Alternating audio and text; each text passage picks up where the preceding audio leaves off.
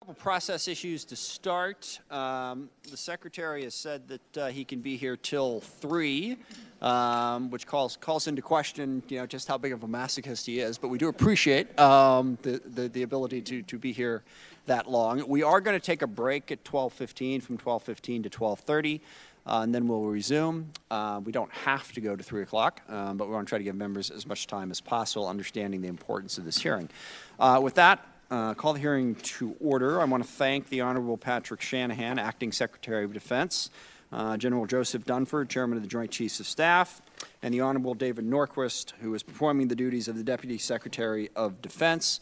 First note, I believe this will be the last, probably the last time that General Dunford testifies before our committee. He has held many roles within the military, and I just want to say, on a personal note, it has been a great pleasure working with you.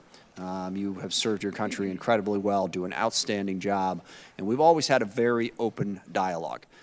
We all know that there are tensions between the Pentagon and Congress, but you have done an outstanding job of truly, letting us know you care what we think, you want to work with us, you want to make this process work. I really appreciate your leadership.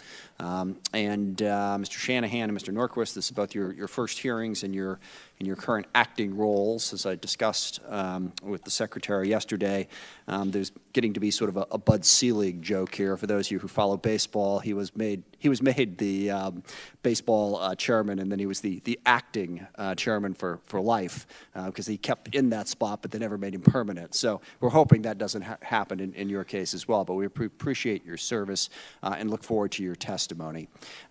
These are, as always, very challenging times. As we've said on this committee for quite few years now, it's hard to imagine a time in American history when we have had such a complex threat environment. Certainly there have been times in our history where we've been at greater peril, but here the dangers come from a multitude of different sources. And it really takes an incredible amount of work and understanding to figure out how do we meet all of those threats in a comprehensive way. We cannot do everything we would like to do. How do we make sure we do what we have to do? So we have to meet that threat environment.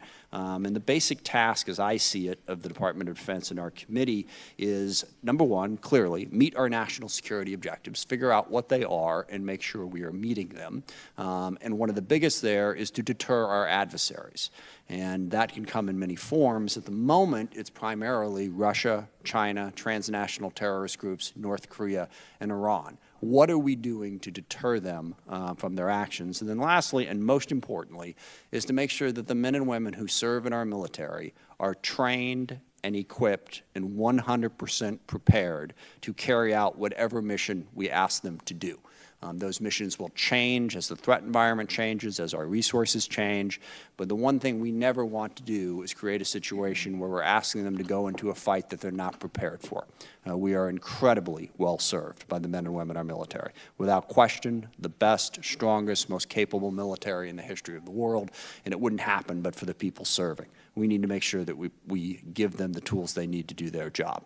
As I go forward, the greatest challenge to all of this is somewhat surprising in that it's the budget and the uncertainty that comes with it.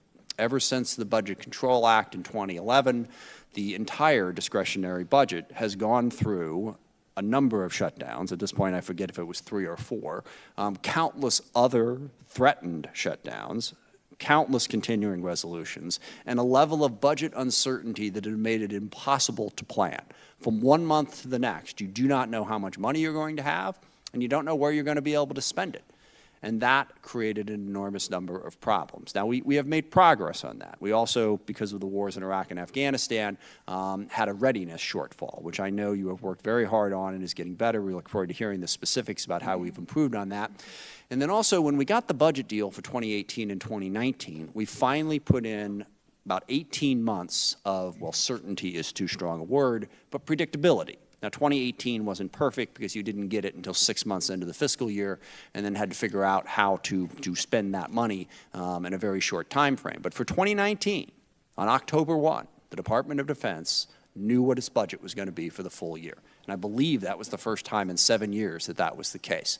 That is enormously helpful. Now, unfortunately, as we head towards 2020, we are now at risk of falling back into the old ways, which is really too bad. We have 2 years left on the Budget Control Act. And I know there is bipartisan consensus in the House and the Senate to get a deal for those last 2 years. Unfortunately, the budget that was submitted by the President and the Department of Defense dramatically undercuts our ability to get that deal. First of all, it sticks. Well, it claims to stick to the Budget Control Act numbers, but it does two things that are incredibly problematic. One, it cuts all non-defense discretionary money by 5%, and that's by 5% below the Budget Control Act number for 2020. It's an even greater cut from what we put into those programs last year. And then it uses the Overseas Contingency Operations Fund as a slush fund. It takes that money and says, because it's off budget, we can pump, I think it's well over $90 billion into base budgeting out of the OCO and claim that we have stuck to the Budget Control Act numbers. That is breathtakingly irresponsible. And no greater authority on that subject than current Chief of Staff Mick Mulvaney said exactly that. Now, he said it 3 years ago when he was a member of Congress and not trying to weasel his way around the budget problem as a Chief of Staff, but he made it clear that OCO should not be a way to sneak around the budget caps. And yet that is the heart and soul of the budget going forward. And there are a couple of problems with this, the biggest one of which, that budget is not going to pass. There is bipartisan opposition to it, and I can assure you the Democratic-controlled House is not going to pass a budget that creates a $174 billion OCO and guts every other aspect of funding. So how do we get back from there? How do we get to the point where we were, I believe, in November and December, where we were just this close to a budget deal for 2020 and 2021 that could give us a degree of certainty, that could give us that predictability and get us to the end of the Budget Control Act. There is no good reason to do this. Artificially sticking to those budget caps has almost nothing to do with fiscal responsibility. I know that's the thought. Well, gosh, if we can say we stuck to the budget caps, we can claim that we're being fiscally responsible. The discretionary budget is 25% of the overall budget and has nothing to do with revenue. It is only a tiny portion of our overall debt and deficit picture. And to jeopardize all of that, to get no particular gain on fiscal responsibility is, to my mind, incredibly irresponsible. And the last problem with all of this is we constantly talk in this committee about a whole-of-government approach. We have had many people from the Pentagon, most notably and most articulately, as is often the case, with Secretary Mattis, who said, if you're going to cut the State Department, you better give me more ammunition. State Department gets cut by 25% in this budget. Development gets cut by just about the same. Homeland Security. Every other piece of this whole-of-government approach gets gutted in this budget, except to make sure that we can have a 10% or 8% or whatever it is increase in military spending. And I can't have people from the Pentagon come up here and wax nostalgic about how much they love the State Department while we gut their budget.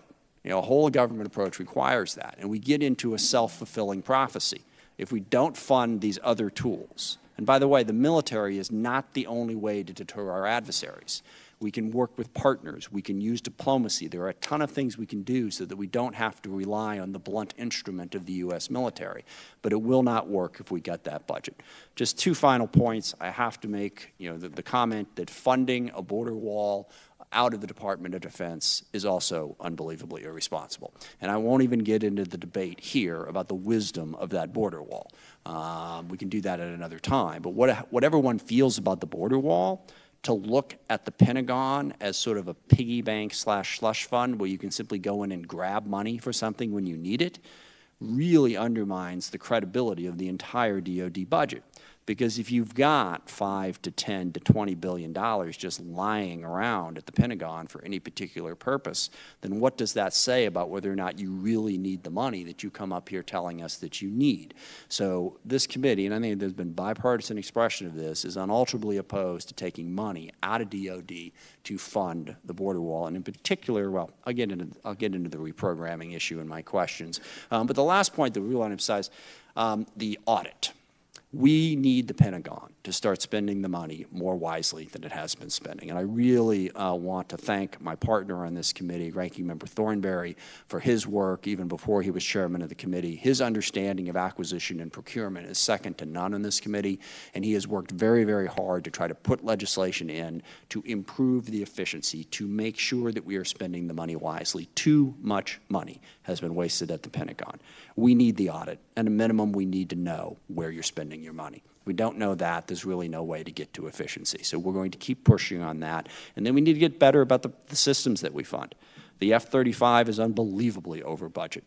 We have the aircraft carrier. Even now as it's delivered, it's having problems with elevators and launch systems. The tanker, you know, they're finding debris inside of the tanker from when it was made. There is just a lack of efficiency, and there are programs throughout the 90s, the Future Combats program that spent billions of dollars towards no particular end. The Expeditionary Fighting Vehicle, where we spent $8 billion before deciding that we weren't actually going to build it. I believe that the Pentagon could get by with a lot less money if we had a full audit and we spent that money better. And we want to make sure that we're moving in that direction. With that, I thank you for being here. I look forward to your testimony, and I yield to the ranking member. Thank you, Mr. Chairman.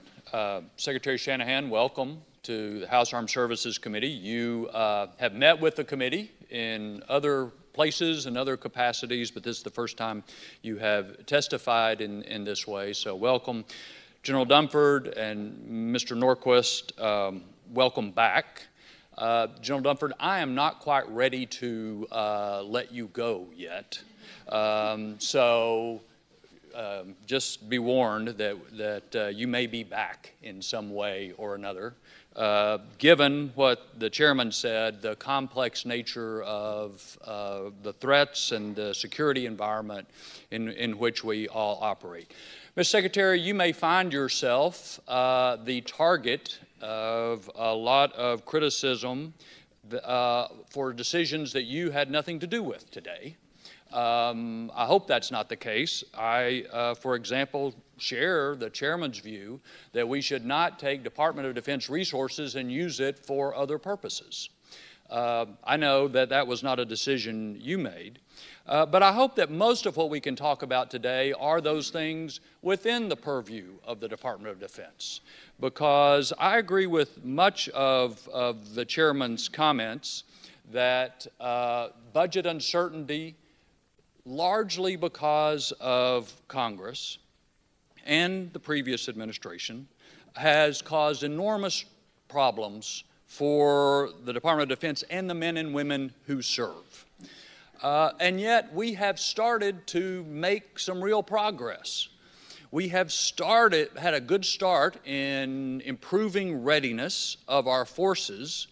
And all of us who have been on the committee previously have been concerned about the number of casualties and other things because of accidents, which were unfortunately increasing at an alarming rate. It wasn't just because of the pace of operations. That certainly contributed, but it was also because of about a 20% cut in defense funding starting in 2010. We have started to make progress on improving our position versus peer competitors.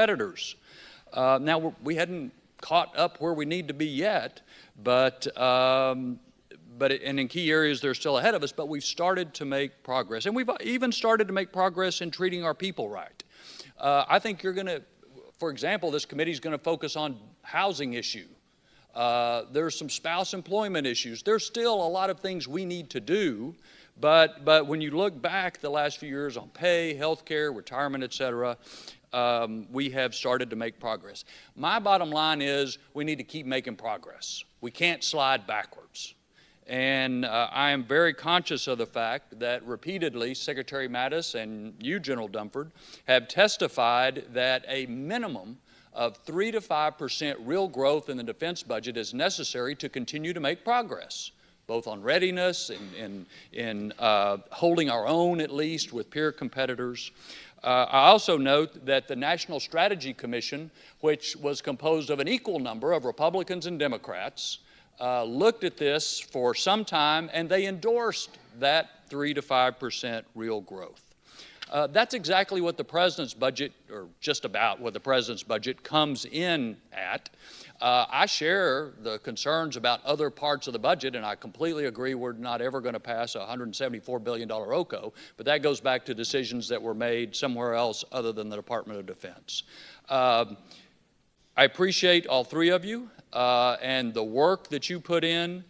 We need to be your partners to continue to make progress on readiness, on treating our people right, on the peer competitor issues that concern us all. So we'll get into a lot of those today. Thank you all again for being here. I yield back. Mr. Secretary. There we are. Good. Chairman Smith, Ranking Member Thornberry, distinguished members of the committee, thank you for this opportunity to testify in support of the President's budget request for fiscal year 2020.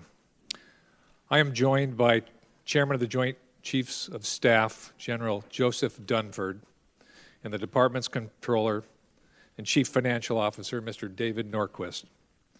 It has been a great privilege and honor to serve alongside the men and women of the Department of Defense, and it was a pleasure to work with Secretary Mattis to craft the 2018 National Defense Strategy.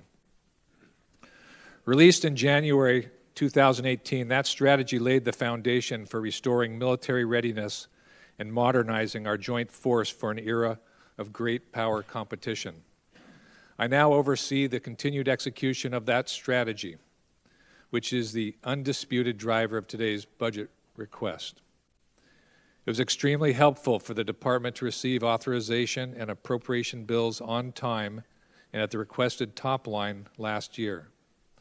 With 87% of Congress in bipartisan support, last year marked the earliest signing of an authorization bill in 4 decades. The strategy you supported last year is the same strategy we are asking you to fund this year.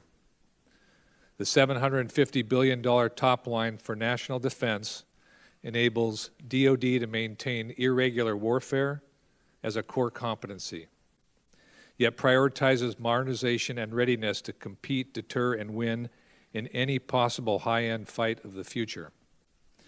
This budget is critical for the continued execution of our strategy, and it reflects difficult but necessary decisions that align finite resources with our strategic priorities. To highlight some of those decisions, this is the largest research, development, testing, and evaluation budget in 70 years. The budget includes double-digit increases to our investments in both space and cyber, modernization of our nuclear triad and missile defense capabilities, and the largest shipbuilding request in 20 years when adjusted for inflation.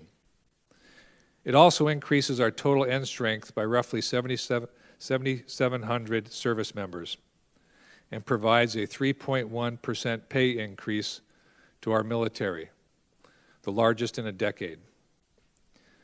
Now to the specifics. The top line slates $718 billion for the Department of Defense.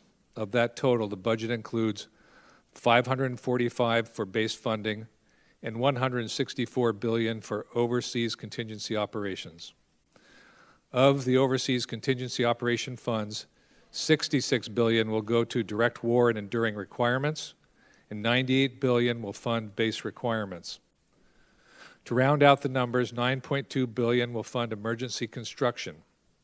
That includes an estimated $2 billion to rebuild facilities damaged by Hurricanes Florence and Michael, up to $3.6 billion to support military construction projects that will be awarded in fiscal year 2020 instead of fiscal year 2019, so we can resource border barrier projects under emergency declaration this year, and $3.6 billion in case additional emergency funding is needed for the border. Military construction on the border will not come at the expense of our people, our readiness, or our modernization. To identify the potential pool of sources of military construction funds, DoD will apply the following criteria. No military construction projects that have already been awarded, and no military construction projects with fiscal year 2019 award dates will be impacted. We are solely looking at projects with award dates after September 30th, 2019. No military housing, barracks, or dormitory projects will be impacted. Decisions have not been made concerning which border barrier projects will be funded through Section 2808 authority. If the Department's FY 2020 budget is enacted on time as requested, no military construction project used to source Section 2808 projects will be delayed or canceled. I appreciate the inherent intra-government complexities of the southwest border situation. I also want to emphasize the funds requested for the border barrier amount to less than 1% of the national defense top line. As this committee fully understands, no enemy in the field has done more damage to our military's combat readiness in years past than sequestration and budget instability. And there is no question today our adversaries are not relenting. The instability of a continuing resolution would cost us in three important ways. First, we would be unable to implement new initiatives like standing up the Space Command or accelerating our development of hypersonic capabilities and artificial intelligence. Second, our funding will be in the wrong accounts. We are requesting significant investments in RDT&E for cyber, space, and disruptive technologies, and in O&M for core readiness. Third, the incremental funding under a CR means we lose buying power. This translates to higher costs and uncertainty for industry and the communities where we operate. We built this budget to implement our national defense strategy, and I look forward to working with you to ensure predictable funding so our military can remain the most lethal, adaptable, and resilient fighting force in the world. I appreciate the critical role Congress plays to ensure our warfighters can succeed on the battlefield of both today and tomorrow. And I thank our service members, their families, and all those in the Department of Defense for maintaining constant vigilance as they stand, always ready to protect our freedoms. Thank you. Thank you. Chairman Dunford. Chairman Smith, Ranking Member Thornberry, distinguished members of the committee, thank you for the opportunity to join Secretary Shanahan and Undersecretary Norquist today. It remains my privilege to represent your soldiers, sailors, airmen, and Marines. While much of our discussion this morning is going to focus on the challenges we face, it's important I begin by assuring you that your armed forces can deter a nuclear attack, defend the homeland, meet our alliance commitments, and effectively respond should deterrence fail. I believe today we have a competitive advantage over any potential adversary, defined as the ability to project power and fight and win at the time and place of our choosing. But as members of this committee well know, 17 years of continuous combat and fiscal instability have affected our readiness and eroded the competitive advantage we enjoyed a decade or more ago. As the Secretary highlighted, China and Russia have capitalized on our distraction and restraints by investing in capabilities specifically designed to challenge our traditional sources of strength. After careful study, they've developed capabilities intended to contest our movement across all domains, sea, air, space, cyberspace, and land, and disrupt our ability to project power. With the help of Congress, starting in 2017, we began to restore that competitive advantage. Recent budgets have allowed us to build readiness and invest in new capabilities while meeting current operational commitments.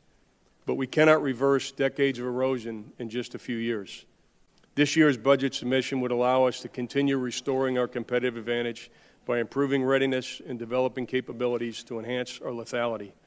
It proposes investments in advanced capabilities across all domains, sea, air, land, space, and cyberspace. This year's budget also sustains investments in our nuclear enterprise to ensure a safe, secure, and effective strategic deterrent, the highest priority of the Department of Defense. We've also taken steps to more effectively employ the force we have today and build the force we need for tomorrow. We've implemented fundamental changes in our global force management process to prioritize and allocate resources in accordance with the National Defense Strategy while building readiness and the flexibility to respond to unforeseen contingencies. We've also refined our process for developing and designing the future force. A joint concept, threat-informed approach, supported by a wide body of analytic work, allows us to more deliberately evaluate and prioritize warfighting requirements. This also enables us to pair emerging technologies with innovative operational concepts. In closing, I'd like to thank the committee for all we've done to support the men and women in uniform and their families. Together, we've honored the solemn obligation to never send our sons and daughters into a fair fight, and with your continued support, we never will. Thank you both. I appreciate that. Keeping in mind and acknowledging Ranking Member Thornberry's point that you don't make the policy necessarily that you're sent up here to defend. Regrettably, neither President Trump nor Chief of Staff Mulvaney are going to testify before our committee, so we have to ask you about it and get your defense/explanation. And one of the biggest areas in the wall funding that's problematic for this committee and for the relationship between the Pentagon and Congress is the reprogramming requests. And it is, you know, a bit of sort of arcane policy that even I didn't fully understand. But by and large, the Pentagon is not allowed to simply move money from one account to another without coming back through the full legislative process. But given the amount of money at the Pentagon and given how much things change, we have given, through the congressional process, the ability to reprogram. I think it was $4 billion last year. But one of the sort of gentlemen's agreements about that was if you reprogram money, you will not do it without first getting the approval of all 4 relevant committees. Defense Appropriations in the House and the Senate, and Armed Services in the House and the Senate. For the first time since we've done that on the reprogramming request to help fund the wall, basically you're shifting money from the MilPERS account into the, forgive me, the drug safety account, whatever it is, drug enforcement account, so that you can then take it out of the account and put it into the wall. And you are not asking for our permission. Now, you understand that the result of that likely is that the Appropriations Committee in particular would no longer give the Pentagon reprogramming authority. Now, I think that's unfortunate because they need it. And I guess my question is, what was the discussion like about in deciding to break that rule? And what is your view of the implications for it going forward in terms of the relationship between the Pentagon and Congress in general? And specifically, how much is it going to hamper you to not have reprogramming authority after this year?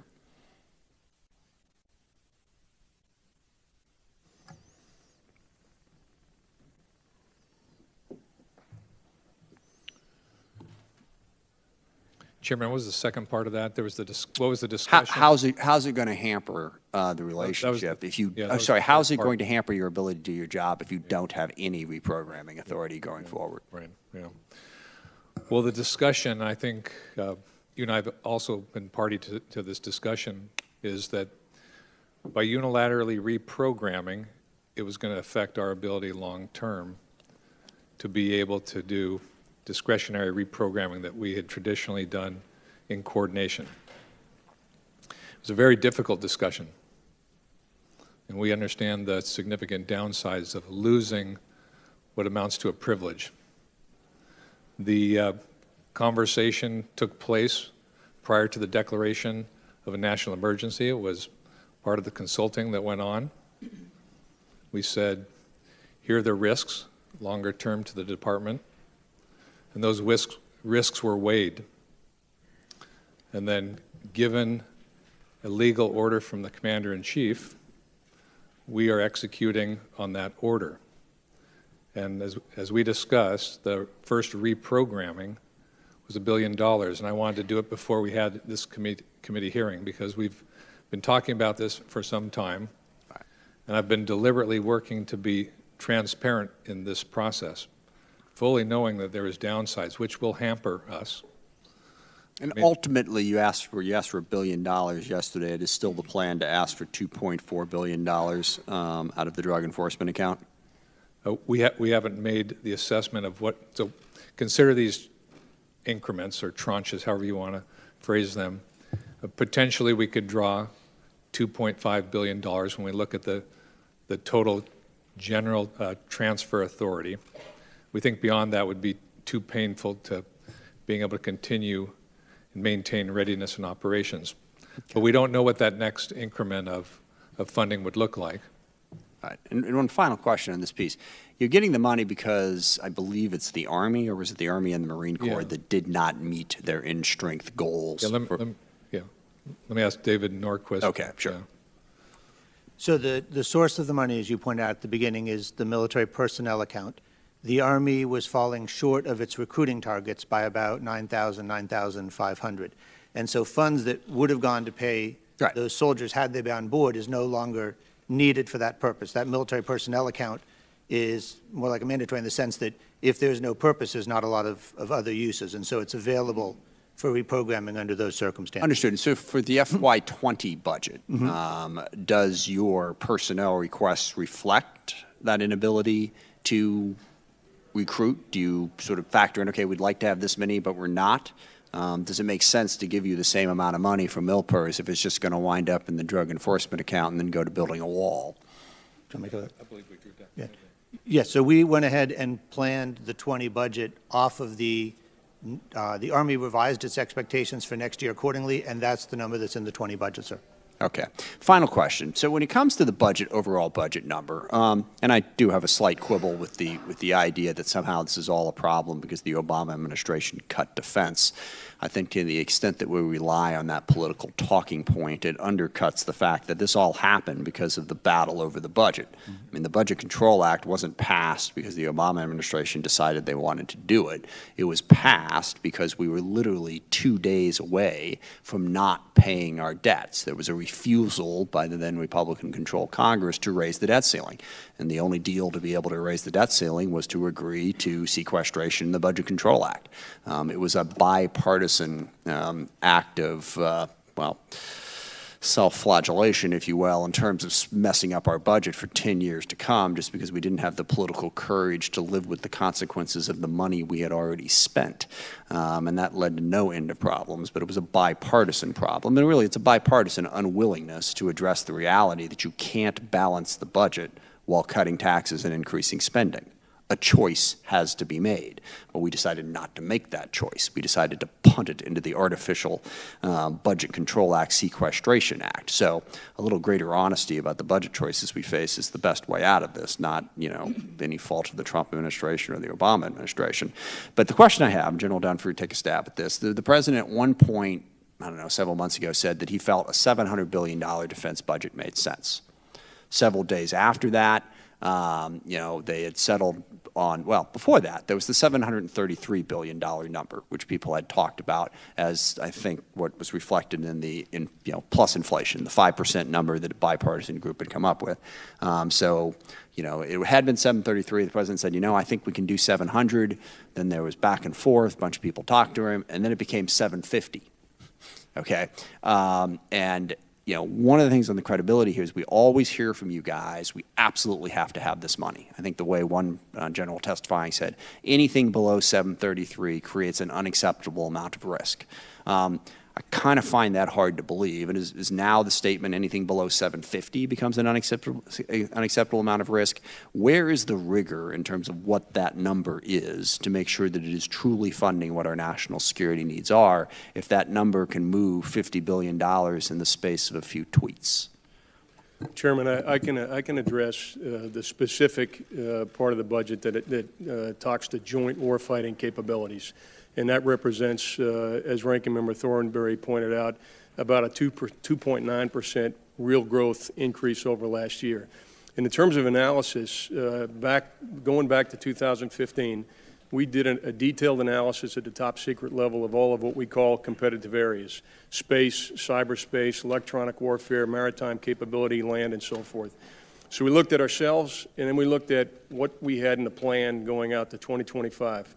And then we worked with the intelligence community, and we did a similar study of China and Russia, the benchmark, if you will, for our path of capability development. And we looked at the trajectory of capability development that Russia and China were on. And we looked at what should our force look like in 2025 to make sure that we had a competitive advantage. Again, that competitive advantage defined as the ability to protect power. As a result of that process, you came up with the $733 billion number, correct? That number is completely informed by the analysis we did for the path of capability development. Yes, Chairman. Okay. It's just worth noting that the president's request was for 750, despite all of that analysis that said 733. So that's the type of rigorous analysis I think we need to get to a number, not just deciding we want to spend more money for the sake of spending more money. So I appreciate that. I want to get to some other people here, so I'm going to yield to Mr. Thornberry. Let me just mention that I completely agree with the chairman. Both parties are responsible for the irresponsible approach we took to funding defense, and I also agree with the chairman that changing decades of reprogramming practice is going to have difficult consequences for the whole government, but especially for the Department of Defense. Mr. Secretary, you heard me reference testimony that we in the Senate have repeatedly received from Secretary Mattis and also from General Dunford about the need for at least 3 to 5% real growth through 2023, and that figure was endorsed by the Bipartisan National Strategy Commission. I don't recall that you have ever weighed in on what sort of top-line growth, and there's lots of discussion underneath the top line. I'm just talking about a top number. What sort of top-line level is necessary for us to continue to repair readiness and also deal with the complex threats posed by Russia, China, and others? Thank you, sir. Quite often people will not kind of pick a number. They'll look over time and say, in aggregate, what should a number be or what should a trend be? But going back to Chairman Dunford's comments on the rigor and analytics behind the way we've put together the National Defense Strategy, there are 3 trends that are very important that factor into the rate of growth. And this is a real growth rate, so adjusted for inflation. First, the world continues to get more dangerous. And so that really manifests itself in troop strength. The second component is we're still recovering readiness. Those are real accounts that we have to restore and sustain. And probably the biggest driver for our growth is modernization. With great power competition and a focus on Russia and China, we haven't modernized in 3 decades, and the investment required to do that in parallel with those 3 other activities drive 3 to 5% real growth if we want to do it in a timely manner. This is all about how much risk and how much time we want to assume. I don't think we have enough time to address these issues. That's why you need the greater growth. And so I guess the flip side is without 3 to 5% real growth, we are taking increased risk. We cannot accomplish the 3 things that you talked about. Yeah, I think, it's sometimes risk gets too broadly characterized. I look at the risk really into kind of 2 elements. You can take operational risk or risk on modernization. And so the difference between the $700 billion number and the $733 billion was deciding where you want to take risk. So do we want to invest in modernization and have a smaller force, or do we want to have a larger force to deal with the threats of the world and forego some of the great power competition? I believe we have to do both. Okay. And when I think of the risks, those are the 2 we have to manage.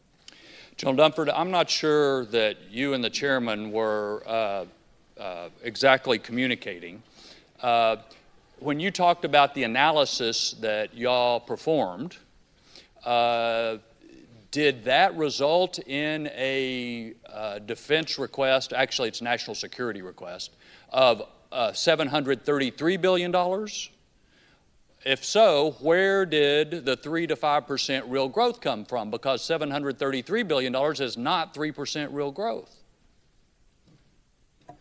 Thank you, Mr. Thornberry, for allowing me to clarify. What I was speaking about is inside the budget, the piece that I provided recommendations on were the military capabilities inside the budget, those things that will directly contribute to joint warfighting. And in that area, I'm confident of the analysis that we did, and I'm confident that the budget reflects a 2.9% real growth in joint warfighting capabilities. Okay. So do you have any amendments or change to the testimony that you have given us before that 3% real growth is necessary to stay even, 5% real growth is necessary to catch up on China, Russia, and readiness problems? I don't have any change to that at all. That's exactly what our analysis highlights. Okay, thank you. I yield back. Thank you, Mr. Chairman, and thank you to all of you for joining us today, and particularly to General Dunford. It's been a privilege and really an honor to work with you over the years. I had a visit to the border and to our troops really a few days ago, and in light of that, I wanted to just address some of the issues that the chairman just mentioned, because I think there has been some confusion as you're talking about the need to really, focus more on national security needs, of course, and readiness, that raises the question of why we're not trying to really answer the issue that's in front of us when it comes to the personnel at the border. Because the situation that we're in right now is just not sustainable. I think we all acknowledge that. So having been on the border, we're about 3,000 short in terms of personnel there. And that makes this situation difficult, as you can well imagine, and part of what we're trying to deal with.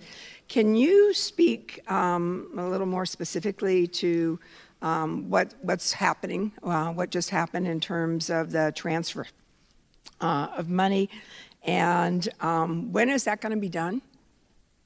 Is that done? Is it still in process? David, you want to give the status of the reprogramming?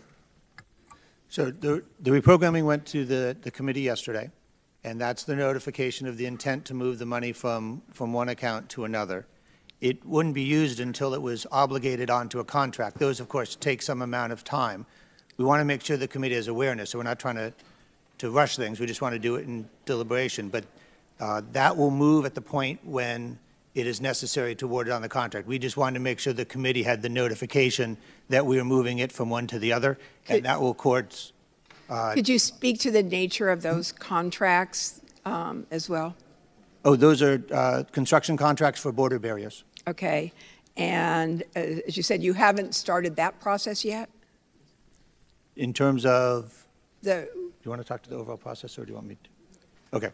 So just to go back through the overall process for 284, with the authority of the 284, we received a request for assistance from the Department of Homeland Security. It was received by the Secretary. He then tasked out to the department to do our analysis, joint staff, general counsel, comptroller, and others, and to come back with identifying which of those construction projects are appropriate. One of the requirements is interdicting drug corridors.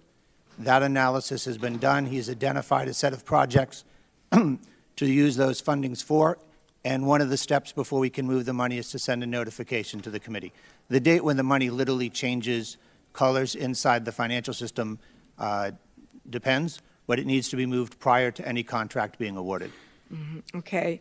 And you said that the money is coming from the unallocated end strength for the Army? It's coming out of the military personnel account. It was provided for end strength recruitment that didn't happen, and that's why it's available.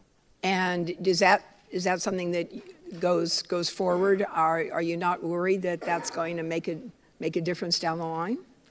Well, that money is only available till 30 September, so it's not one of those accounts that would carry over from one year to the next. So the amount of funding the Army needs in FY20 is a number that it is requested in the FY20 budget, and this committee would need to access separately.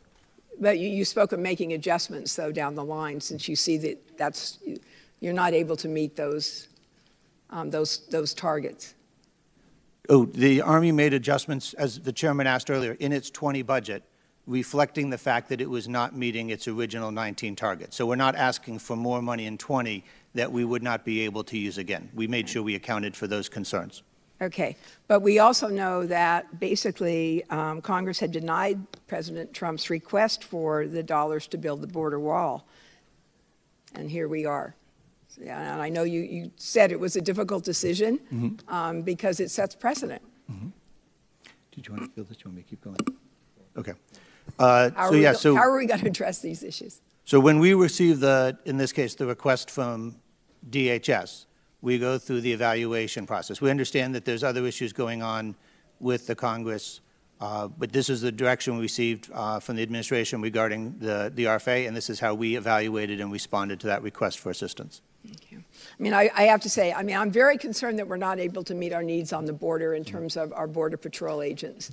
But there are reasons for that. And we can deal with them in our budget, and we can deal with them in the way that we respond to this issue. And so expired. I'm afraid we're not going to get to the real end. Mr. Turner. Thank you, Mr. Chairman. Mr. Secretary, we're asking the Department of Defense to do three major things that we don't usually ask them to do all at once. And the first is rebuild the military as a result of our readiness crisis.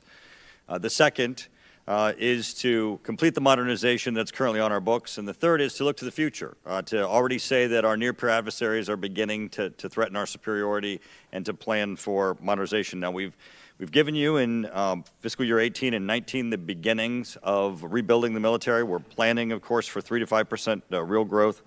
But we have a number of things to do. I want to associate my comments with the chairman on a number of areas in which we have bipartisan support. We have bipartisan support for the fact that our military budget should not be cannibalized for our border security needs. However, we have bipartisan disagreement on how to accomplish that, because I believe that Congress needs to fund closing the border, and certainly the House voted last year to do so. I agree with the chairman with respect to we have bipartisan support that OCO should not be used, and I appreciate his comments that hopefully we will have a bipartisan budget agreement for 2 years to cease that, because I know it has effects on your operations. And then thirdly, his statement that bipartisan support for an audit and making certain that the Department of Defense can effectively tell us how the funds are being used. But all those things, managing them, where there's bipartisan support of constraints on you, still translate to we need you to be able to effectuate modernization, rebuilding, and at the same time ending our crisis on our operations. So I'm ranking member on the Strategic Forces Subcommittee. I'm going to ask you both, General Dunford and yourself, issues concerning nukes. We have had on the books nuclear modernization that's needed, not just because our adversaries are beginning to bypass us in their own modernization, but because of the aging inventory, our aging capabilities. Mr.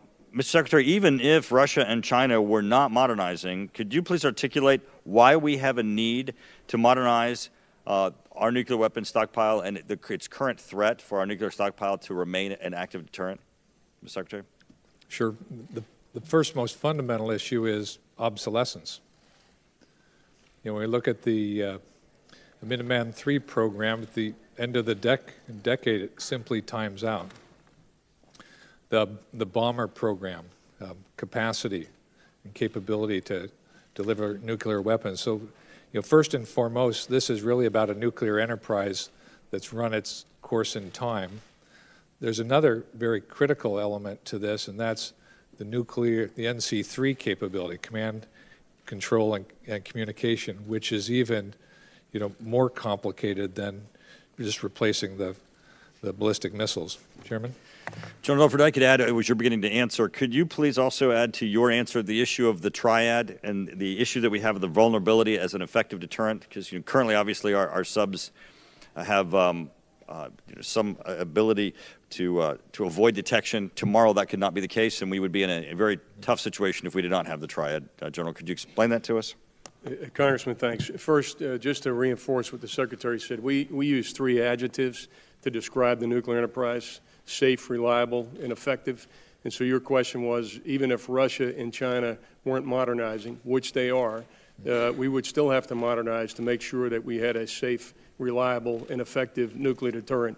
In a particular area of concern, again, notwithstanding what the Chinese and Russians are doing right now, is the aging nuclear command, control, and communication system. So we absolutely would have had to get after that. Your question to triad is somewhat related. We have done 2 nuclear posture reviews since I've been the chairman. One during the President Obama's administration, one during President Trump's administration. In both cases, people went into that with an open mind to see, do we need to continue to maintain a triad to have an effective deterrent? And it was concluded that we needed to do that. Each leg of the triad has a unique capability, and it also complicates the adversary's ability to have a technological breakthrough that would undermine the credibility and the ability of our nuclear triad. So that's a big piece of it. You talked about the submarine specifically, so I'll address that. That gives us the most secure, the most safe leg of the triad, a reliable second strike. If you look at the bomber, it's an option that can be recalled. And if you look at the ground-based element of the nuclear deterrent, it's an element that complicates the adversary's targeting. So again, each one of those has an operational role, but it also in the aggregate prevents a technological breakthrough that would undermine the credibility of our deterrent. Thank you, General. Mr. Secretary, do we want Turkey in the F-35 program? Your microphone. We absolutely do. We need Turkey to buy the Patriot. Good. Thank you. Mr. Lanterman. Thank you, Mr. Chairman. Mr. Secretary, welcome before the committee in your current capacity. And gentlemen, thank you all for your service and the work you're doing. Is the mic on? Okay. Hopefully it is. Secretary, I'm going to start with you, if I could. The National Defense Strategy focuses on great power competition and places less emphasis on countering violent extremist organizations. U.S. SOCOM has been primarily focused on counter-violent extremist organization missions since 9/11, and geographic combatant commanders continue to have an insatiable appetite for SOF and CT, security, cooperation, and other missions. So I've been concerned about the demands placed on U.S. SOF and the belief that we need to rethink our reliance on this force for every mission to ensure that it doesn't break from over-reliance. So, Mr. Secretary, has the Department considered a major force restructure review of U.S. SOCOM to underscore and to determine what it needs to look like to fulfill Title X core mission sets, maintain sustainable counterterrorism campaign, and to also ensure readiness for future conflict? Thank you, Congressman. The focus of the department has not been in separate Title X capability, but in capacity. Do we have sufficient capacity? As you described, there is constant tension to address a variety of global missions given the violent extremist organizations that continue to propagate around the world. The chairman's role as the global integrator is to determine what is the risk balance that we need to maintain and what is the appropriate capacity. So our budget is really focused on, do we have the right capacity, not necessarily the right structure, which is what I think you were alluding to. And I just asked the chairman maybe to comment on how he prepares his global campaign plans and is sizing the counterterrorism effort. Congressman, I'm primarily concerned about getting. Yeah, I think we share your perspective about both the overuse of special operations capability and the need for special operations capability to be relevant across the range of military operations. And so with that in mind, 2 years ago, it really is a force management issue. We adjusted the deployment of special operations to be at a more sustainable rate. That does two things. One is it addresses the human factors associated with overemployment, but the other is it allowed them then sufficient time to train for some of the high-end tasks associated with operations in the context of great power competition. And how is the department looking across the conventional forces to determine what missions and requirements could be filled by forces such as the Army Security Force Assistance Brigade versus SOF? Yeah, no, Congressman, a great question, and that's part of our, what we call a global force management allocation process. So we look at all the requirements that are identified by the combatant commander, and we try to come up with the right sourcing solution for the combatant commander's tasks. But completely informing specific allocation decisions is the need for us to get to a sustainable level of operational employment. And again, over the last 2 years, we have pulled back the throttle, so to speak, to make sure that our forces are being employed at a more sustainable deployment to dwell rate. Okay. I continue to remain concerned about over-reliance on SOF, and we want to make sure we get that balance right. Let me turn to another topic, Mr. Secretary, climate change. The FY18 NDAA contained a provision that I authored that was supported by bipartisan majorities in this committee and in the full House that instructed each service to assess the top 10 military installations likely to be affected by climate change over the next 20 years.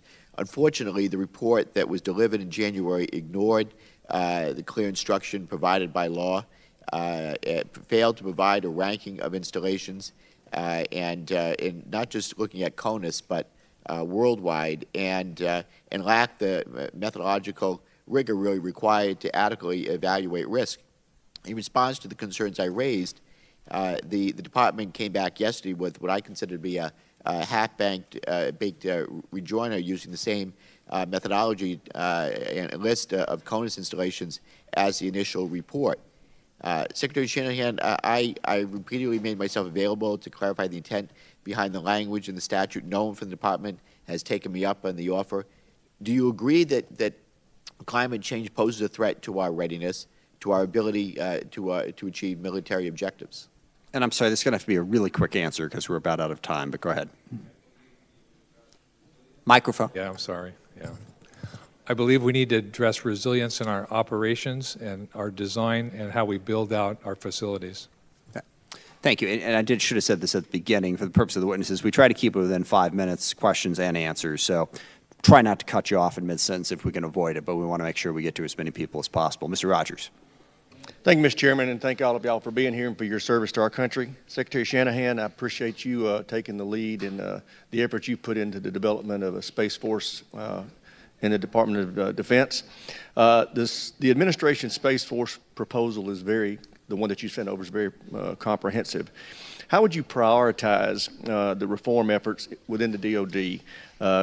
Given a choice between a Space Force, U.S. Space Command, or Space Development Agency, which one do you think is most important to be pushed through today?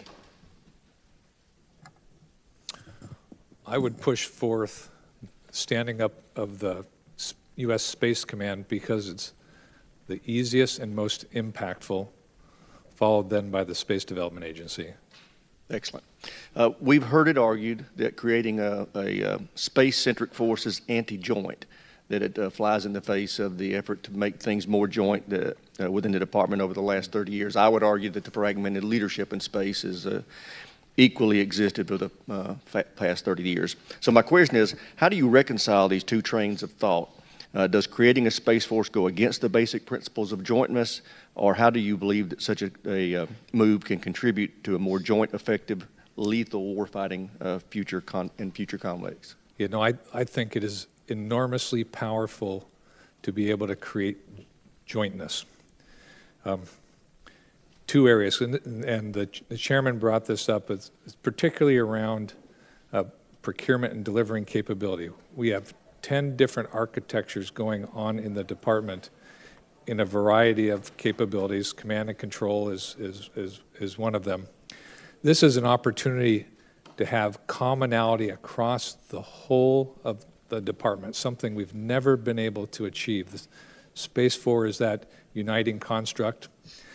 And then we also have a chance with this singular focus to drive much greater integration into the combatant commands. Great. And can you elaborate on why you chose to put the Space Force in the Department of the Air Force as opposed to SOCOM type structure? Mm-hmm. Yeah, the Air Force is where the skill is for space. So, I mean, most fundamentally, as we reshape and reconstruct, you want to be where the people are that have the background. This is really more about a structural change. The SOCOM model, very different. The types of equipment and capabilities they develop are, you know, less, I'll say, much less complex than what we put on orbit. Air Force inherently has the skill set to manage and lead the Space Force. Great, thank you. General Dunford, there's been a lot of debate within over the value of the air, land, and sea legs of our nuclear triad. What is your best military advice as to how to balance these priorities? Congressman, just for clarification, balance the priorities across the triad or across the department's portfolio as a whole? Across the triad. Across the triad. Congressman, we've done, as you know, 2 nuclear posture reviews in the past 8 years. In fact, 2 since I've been the chairman. And both of those have indicated the need to modernize the triad. So we have in the program right now a plan to modernize all 3 legs of the triad, and to do that in a way that allows us, and that'll represent at the peak 7% of the department's budget, which means 93% of the department's budget will be spent on other things other than the most important element of our department's mission, which is nuclear deterrence. Great. And can you tell the committee, in your best military advice, would you advise the adoption of a no first use policy? I would not recommend that. I think anything that simplifies an enemy's decision-making calculus would be a mistake. I'm very comfortable with the policy that we have right now. It creates a degree of ambiguity, and I thought the way that it was articulated in our nuclear posture review is exactly right for the security environment that we find ourselves in right now. Excellent. Thank you. I yield back.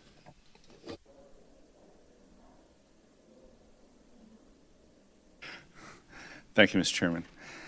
Chairman Dunford, you mentioned, I think perhaps in response to Chairman Smith's comments, that a series of assessments you developed, in your words, as baselines to determine the state of what the competitive advantage is of the joint force. I was curious, though, how we can articulate what a competitive advantage is by way of the joint military net assessment process if we haven't determined what competition is by way of investments and resourcing.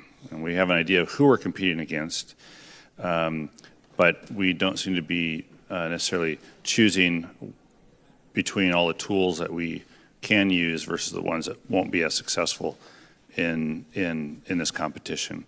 Can you talk a little bit more about the science versus the art of this competitive advantage and these choices you make in investment and resourcing? Oh, I absolutely can, Congressman. First, in terms of what we are trying to do, we went into this to say that Russia and China are the benchmark against which we measure our capabilities. And against Russia and China, we want to be able to do 2 fundamental things.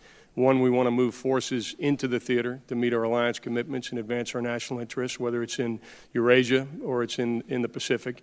And then we say we want to be able to operate freely across all domains, sea, air, land, space, and cyberspace. And so I think we actually have a fair degree of analytic rigor in looking at the challenges currently posed by China and Russia to our ability to project power and then achieve superiority in any of those domains at the time and place of our choosing to accomplish our mission.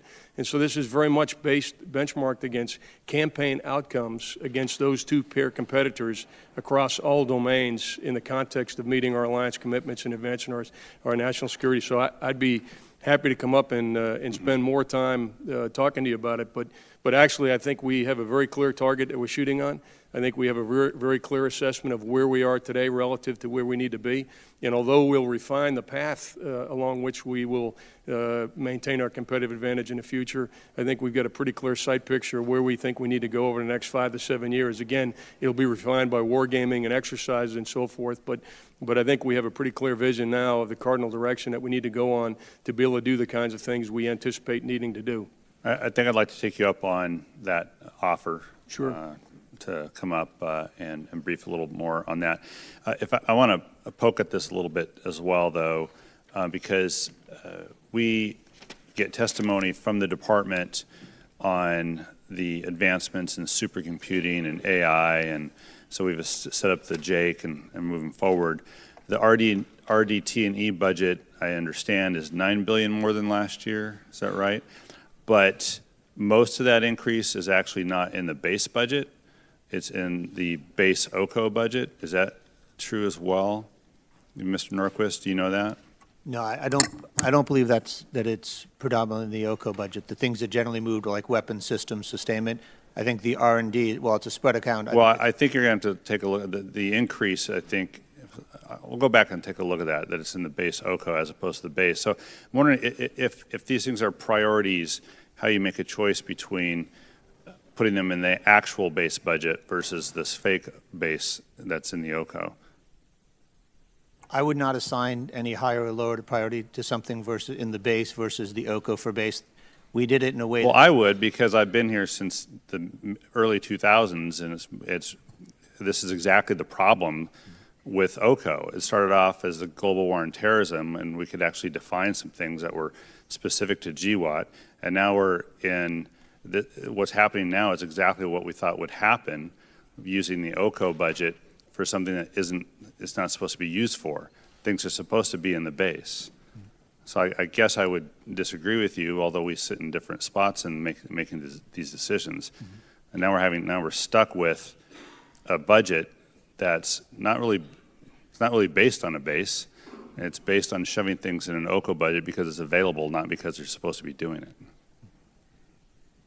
So we built it according, as was mentioned earlier, to the direction we were given. What we did to try and make it easier for the staff that we work with is to separate, in the way the budget's submitted, those things that we'd think of as traditional OCO, direct war costs, enduring costs, and those are in the budgets listed separately from the OCO. That is an OCO budget. That's what it's for. Understood. Doesn't seem like it. Thank you, Ms. Larson. Mr. Conaway. Thank you, Mr. Chairman. Gentlemen, thank you for your continued emphasis on auditing the books and records at the Department of Defense. It's a stunningly difficult task, and I know that the men and women who are actually trying to do that day in and day out must feel like Sisyphus each day, but it really is important. Good progress being made this past year. Please express to all of them my thanks officially. I know I've spoken to several of you about it to continue to do that, but this is really important work for the men and women in uniform and the civilians who are trying to get this work done. Thank you for continuing to budget the requisite resources necessary in a period where budgeting is really difficult. So thank you for that. Mr. Norquist, thank you for your attention to the notices of findings and recommendations. Actually, I'm assigning specific people to those tasks and then holding them accountable for getting that done. That will pay dividends moving forward. So no real comment from you necessary other than thank you for keeping up the good work, and we'll finally get that done. The Army end strength was dropped to 480,000, was down from 487.5. Is that a reflection of the needs of the Army, or was that a reflection of the Army's inability to recruit to that higher number? And if that's the case, can you talk to us about the drivers for why the Army can't meet its end strength from fiscal 19? Yeah, I'll speak to the total number, the recruiting challenge, and what the Army is doing to address that. So it really is a shortfall in recruiting. The Army has now gone forth, and what David described earlier was we did reset the top line to adjust for lowering the total end strength because we failed to recruit what we had projected. The Army has doubled down on changing where they're recruiting, how they're recruiting, so that they can start to recover growth in the end strength. It's several thousand in this budget. Chairman, I don't know if you have any comments on the specific recruiting and retention, but what we've seen is... Are there drivers in the population they're trying to recruit from? Is it the economy? What's causing the shortfall? Yeah, the fundamental shortfall, it's a very competitive economy. I mean, we're all in this worldwide competition for talent, so fundamentally it's a very competitive market. It's the good side of a strong economy. Congressman, I would add just one point. Only about 29% of the demographic from which we draw are physically, mentally, and psychologically capable of service. To put a finer point on it, just slightly over a quarter of the population from which we typically recruit are actually eligible for military service. That, combined with the current environment we find ourselves now, a pretty competitive economic environment, it's always tough recruiting. It's particularly tough right now, and I think the Army's challenges are kind of a bellwether for the future without some adjustments. And I know all the service chiefs are looking very carefully at recruiting and retaining high-quality people as being a core mission for us. Of the 7,700 increase in end strength in this year's budget, 2,000 of those are Army. Well, up from what they wound up, yeah, I understand, but it's down from where the fiscal 19 number was. Right. Well, General Dunford, I know that it's not your job or the Department of Defense's job to look at why we've got so few men and women who are physically and mentally capable of doing that, but I think our society does need to address that issue, and then appropriate attention being given to the impact the Army has on being short from what they would normally be if they just stick with the the 487.5 that was authorized in 19, impact on the Army's ability to do what they need to do. I assume somebody's looking at that. The conversation about OCO, the budget cap is law, and that's what you're required to go to. Is that distracting to have that artificial, unrealistic number in law that has no basis in any kind of buildup of what we ought it to be hang over your head? Is that the real driver for trying to adjust the OCO number to fit what the military needs of $750 billion? It hampers the way we budget. So if you look at how we budgeted last year and how we built the budget up this year, the underlying process is exactly the same. The strategy is exactly the same. How we put it together is exactly the same. How we presented it to you is different. Thank you, Mr. Chairman. You're back. Mr. Cooper. Thank you, Mr. Chairman, and thanks to each of the distinguished witnesses here today. Acting Secretary of Defense Shanahan, I'd like to focus on you and on the space capabilities that we're anticipating having, whether you call that a force or a corps. First of all, I'm assuming that the President's budget proposal is not written in stone. We're a co-equal branch of government, and we, of course, have the right to change that, right? You do. So if there are certain poison pills in that proposal, we have the right to remove those poison pills, right? I'm not aware of any poison pills. Well, well, things we might view as poison pills. Okay. Mr. Secretary, I know that you're very familiar with the committee's prior work on a space corps, and the fact that this committee had at one point a 60-to-1 vote in favor of a corps. So I heard your answer in response to my friend and Mr. Rogers that the most important part of your proposal is the Space Command. That's what we need to kind of lead the charge toward enhancing our space capabilities. Yeah. Is that correct? Well, I answered the question of the three pieces, which is the most important. I assume we're going to do all of it. Mm-hmm.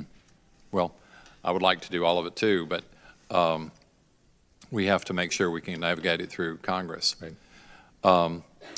I'm not asking you to judge this. I'm going to give you my appraisal. It seems like that the proposal we received on our space capabilities is actually much closer to what this committee passed 2 years ago than it is to what had been mentioned in other press conferences. For example, when the Secretary of the Air Force gave a budget estimate of $13 billion to stand up a space capability, this proposal is $2 billion, which is much closer to Mr. Rogers and my proposal, which was essentially to spend as little money as possible just to reorganize the Air Force. So that's my judgment, not yours. Another key judgment is this: we never called for a separate military department. We wanted it to be underneath the Air Force, and that, in fact, is what's in the latest proposal from the Pentagon.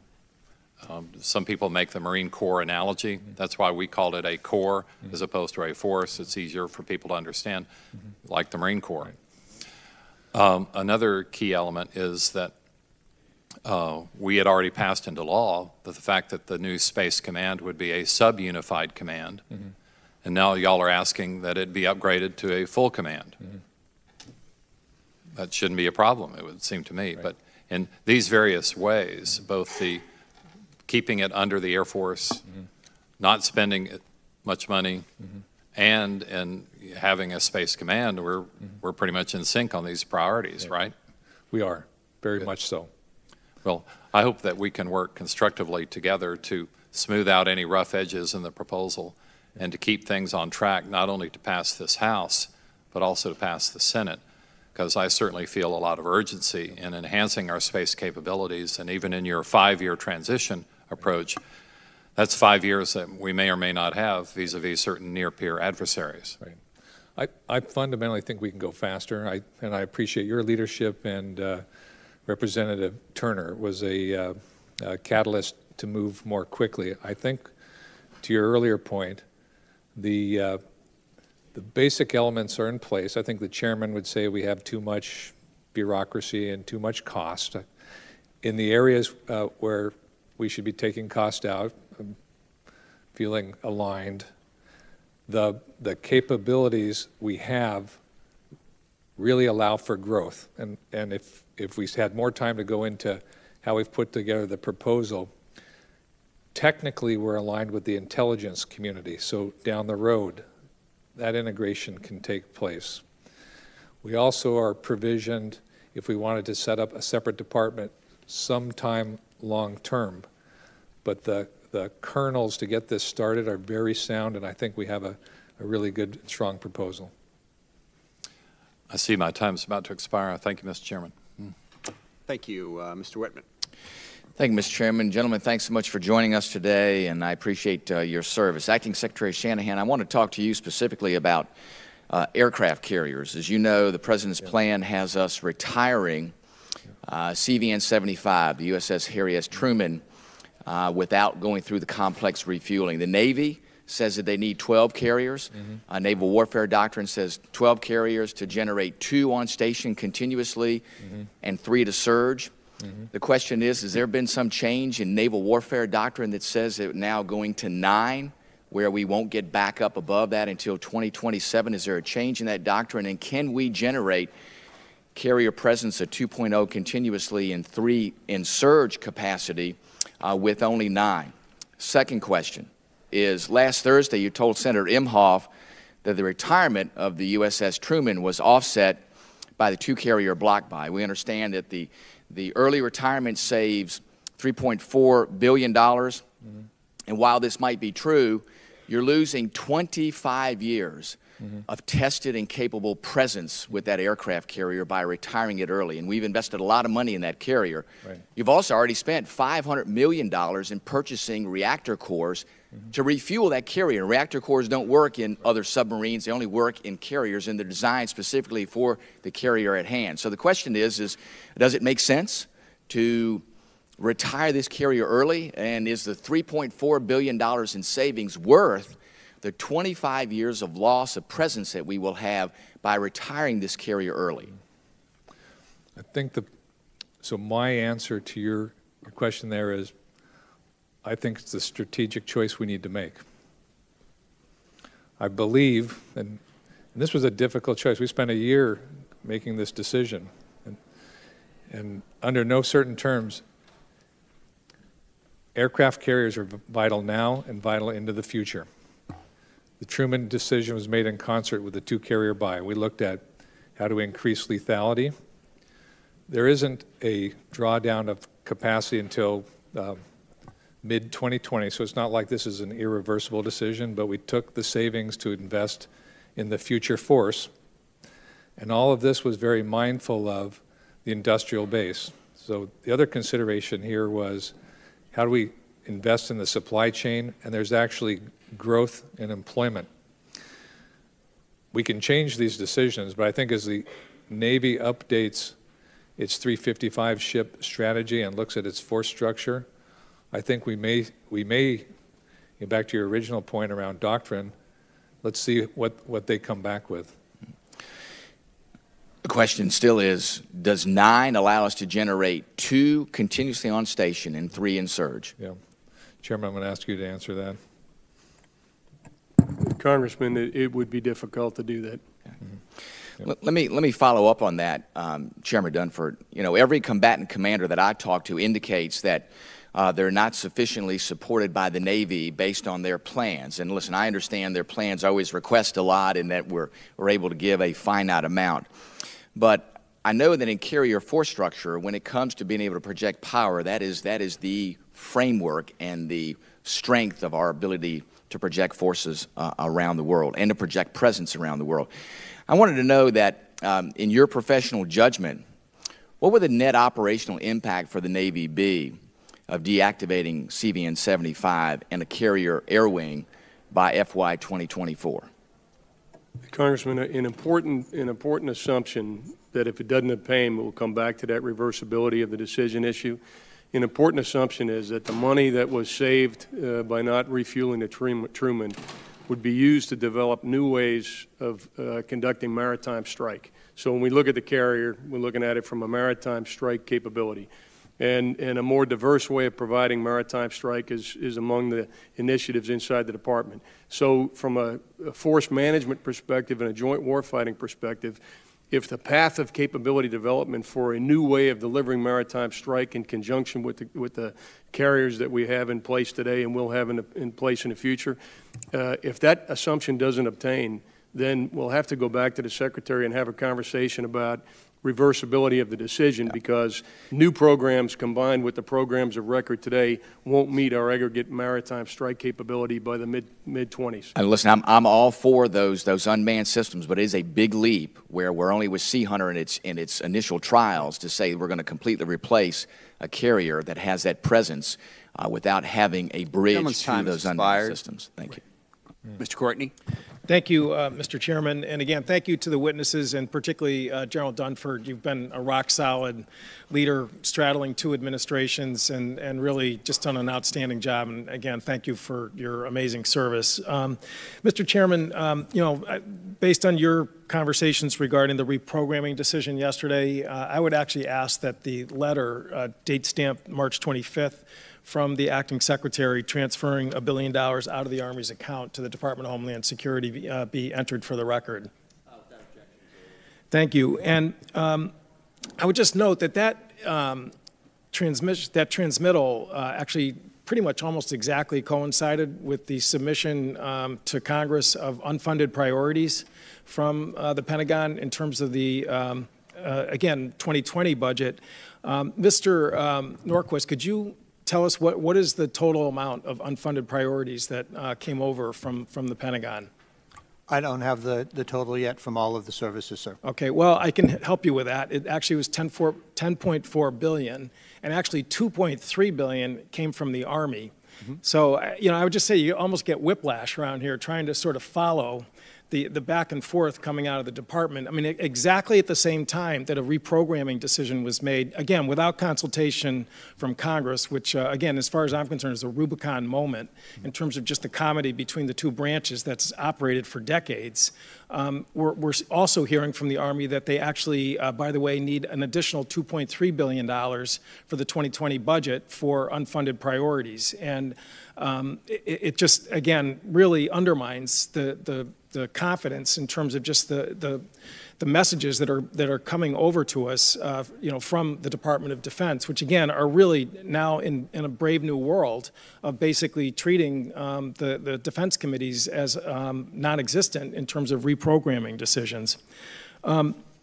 So again, just to follow up on Mr. Whitman's questions for a moment, General Dunford, Admiral Richardson and the Navy are actually working on an updated force structure assessment for the shipbuilding plan. Isn't that correct? It is correct, Congressman. Do you know what's going to be in that FSA regarding the carrier fleet? I don't know what's going to be in the FSA. And as much as we are trying on Sea Power to find out the answer to those kinds of questions, we don't know either. And it just seems to me really premature for the department to again, come forward with a decommissioning or mothballing of the Truman when we still don't even really know what the revised force structure assessment looks like. As my friend from Virginia pointed out, we've already got about $500 million in sunk costs for the reactors, which according to the Navy are going to be, quote, put on a shelf, which again is a shelf that we really can't reach up for the new Ford class program. It's a different kind of reactor. So the savings that you're projecting in the 2020 budget, it's $17 million for this year. Is that correct? Yes. Yes, it's $17 million. Okay, so we're dealing with a decision which is premature in terms of being out of sequence with the Navy's updated force structure assessment. We have $500 million in sunk costs that are already out the door, and we're going to save $17 million with this request in the 2020 budget. Again, really doesn't add up to a very good business case in terms of, the very tough decisions that we're going to have to make. As the chairman points out, the figure, the top line number that came over is decoupled from a deal on the spending caps. I think it's a pretty safe bet that the top line for defense is going to come down when the two chambers actually do what should have been done over the last 3 months, which was to negotiate a sequestration agreement with the administration. They, as far as I'm concerned, completely abdicated. What everybody realizes must happen if we're going to move forward with the budget. And so we've got difficult budget choices to make ahead. And, being left with a business case that just, again, doesn't help us with getting to that point is just going to be a very tough sell, let's just say, over at the Sea Power Committee. I don't know how the clock is doing here, but... You got about 30 seconds left. Okay. There's one clock over here that's working. They all shut down. Mr. Shanahan, again, just real quick for the record, your budget endorses planned procurement of 3 Virginia-class submarines in this year's budget. Is that correct? Yes or no? That is correct. Yep. Thank you. I yield back. Thank you. We will endeavor to get well, there we go. The clocks are working again. Ms. Hartzler.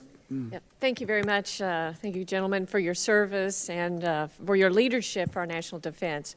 I appreciate the focus on strategic competitors in the national defense strategy, and specifically China. I want to start off asking some questions about that, because as we know, they've utilized economic, military, and political influence to extend their reach and shift the balance of power across the globe. And Beijing's whole-of-government efforts are particularly apparent in the areas like the Indo-Pacific, but they can be seen in places like South America, Europe, even the Arctic. So countering their influence and actions requires a whole-of-government strategy of our own. And so my first question is, who is leading the U.S. whole-of-government response effort, and where does the Defense Department fit into this plan?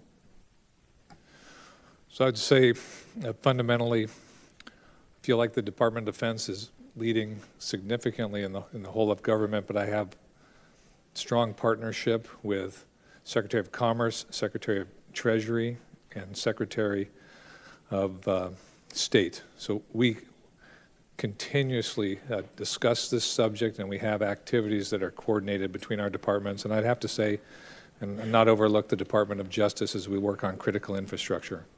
So are you saying then you are the main person in the lead? I wouldn't say that by definition I've received some nomination to that role, but by virtue of having more resources and capability than a lot of those other departments, we've been an instigator, if you will, of collaboration and working across as a whole of government.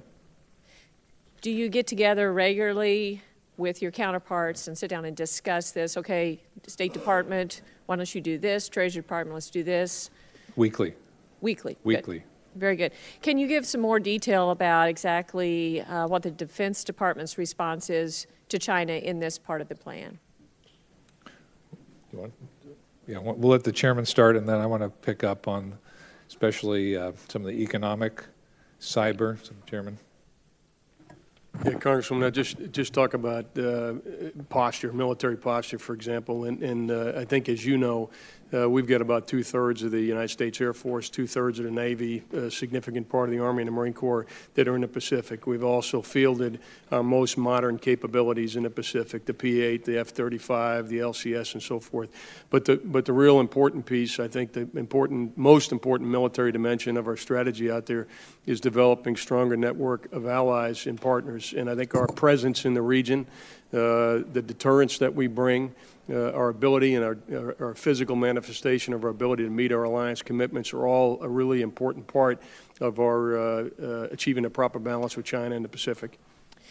Very good. And as I've had opportunity to travel in the Pacific area and visit recently with ambassadors from Australia and New Zealand, I would just continue to say how important it is that we be very strategic and purposeful in those relationships, because China is being very purposeful and very aggressive and very assertive in developing those relationships, and it's very key. I want to shift to the fighter force, Secretary, and in your written testimony, you've discussed that $57 billion allocated to increase the procurement and the modernization of our fighter force, and you've noted that we need a balanced mix of fourth and fifth generation aircraft to effectively meet the entire spectrum of national defense strategy missions.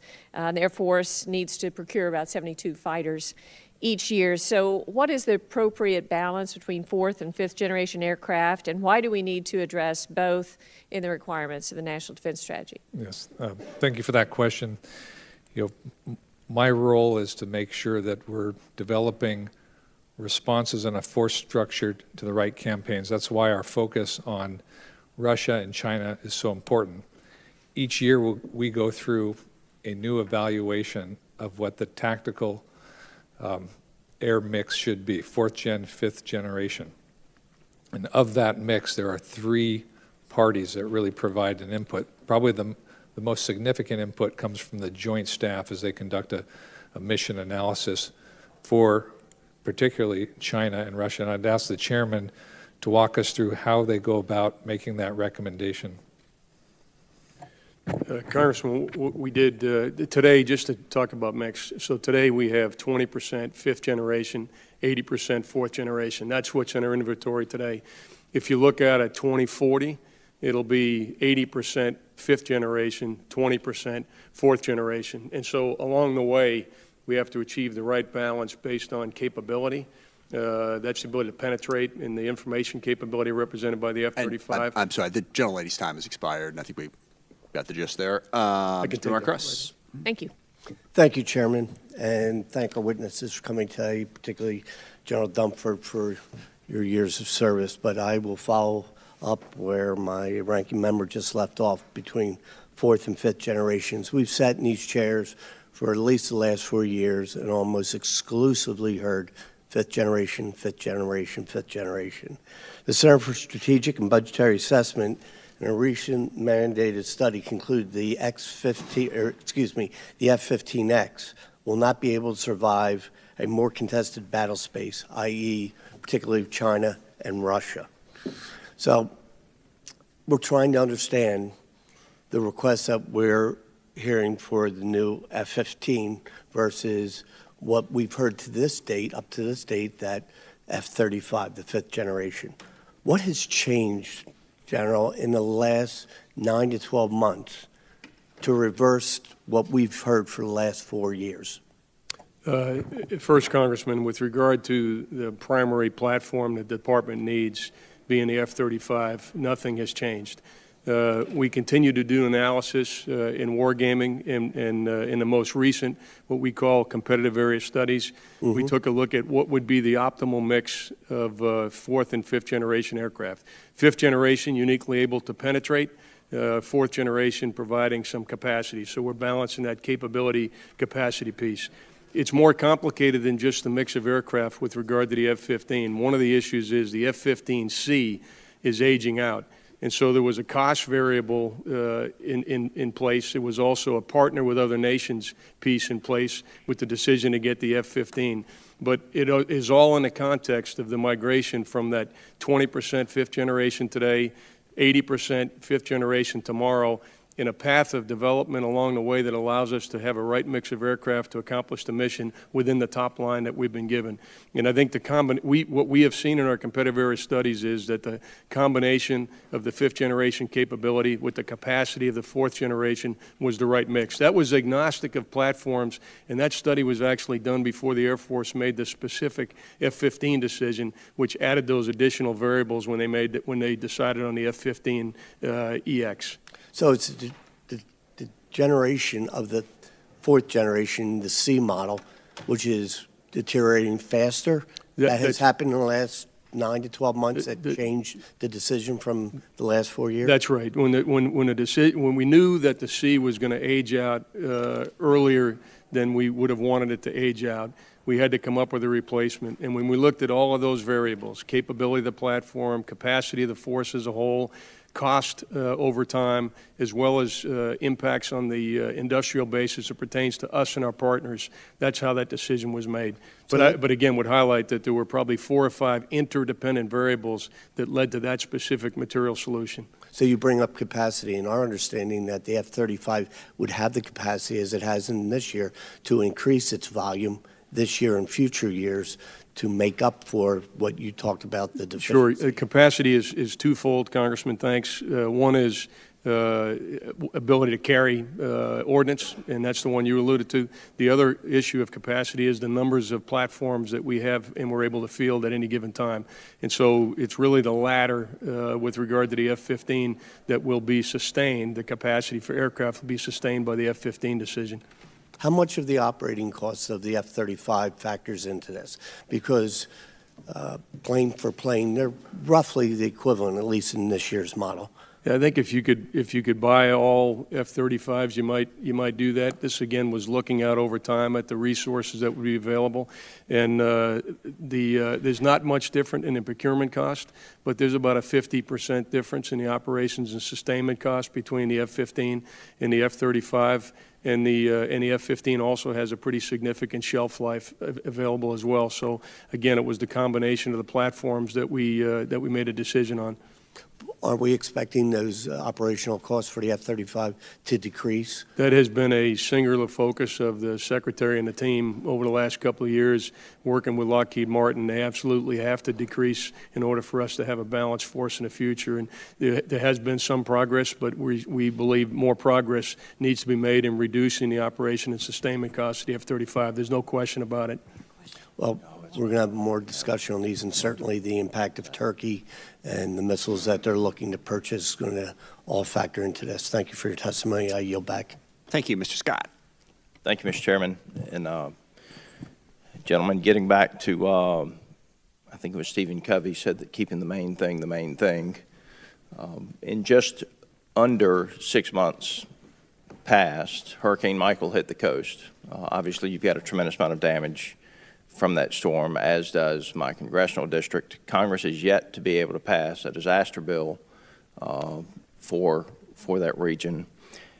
And in just over 6 months, Secretary Shanahan, you will be responsible for executing a Department of Defense at the sequester caps if there is not some type of agreement made. By my calculation, that is somewhere around 60 legislative days between now and then. So my question is, if you had to execute a budget at the sequester caps, what would the impact of that be?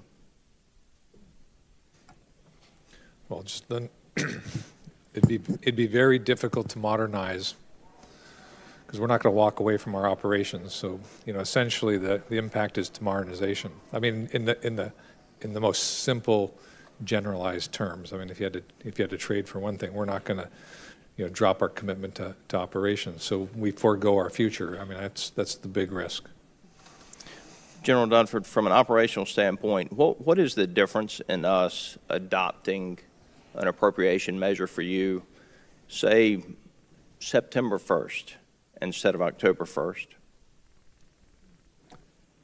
To make sure I understand the question, Congressman, you're saying if we did not go into the fiscal year with a budget? I Yes, see what you're saying. If we have the agreement if we late. can give you your budget 30 days prior to the beginning of the fiscal Sure. year so that you know what you have to execute with, what would happen with the efficiency of the operations at this point? You know, Congressman, I'm glad you asked the question. So going back to my days as the assistant commandant, I've been in and out of this now for more than a decade dealing with this issue. And I would tell you that for us collectively, one of the most inefficient things we do is have late budgets. It doesn't allow for the proper planning and being good stewards of the government's resources. So in order for us to really deliver capability and at the end of the day campaign outcome within the top line we've been given, it requires us to prioritize and allocate resources very deliberately. And budget instability and unpredictability don't allow us to do that optimally, and it wastes the government, it wastes taxpayer dollars. I'm concerned about what it does to morale as well for the families and the men and women that are actually in combat. It gives the impression that we in Congress do not care. So I would just hope that over the next a couple of weeks that we are able to come to some type of a caps agreement between the House, the Senate, and the presidency. Obviously, it requires a bipartisan agreement so that we're able to build a National Defense Authorization Act to whatever the agreement is and get the appropriation measures done sooner rather than later. I have one specific question for Secretary Shanahan. Army End Strength. The request is $7,500 lower than the fiscal year 2019 authorization, but the funding request is increased by almost $1.3 billion. Can you explain this difference? I believe the fundamental difference is the 3.1% pay raise. Did the department request that, the pay raise at that level, the 3.1%? Yes, we did. You did request that at that level. Okay.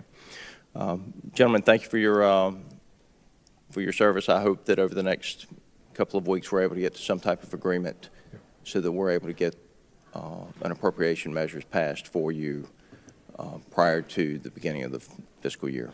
Okay. Thank you. With that, I yield the remainder of my time. Thank you. Mr. Gallego. Thank you, Mr. Chairman.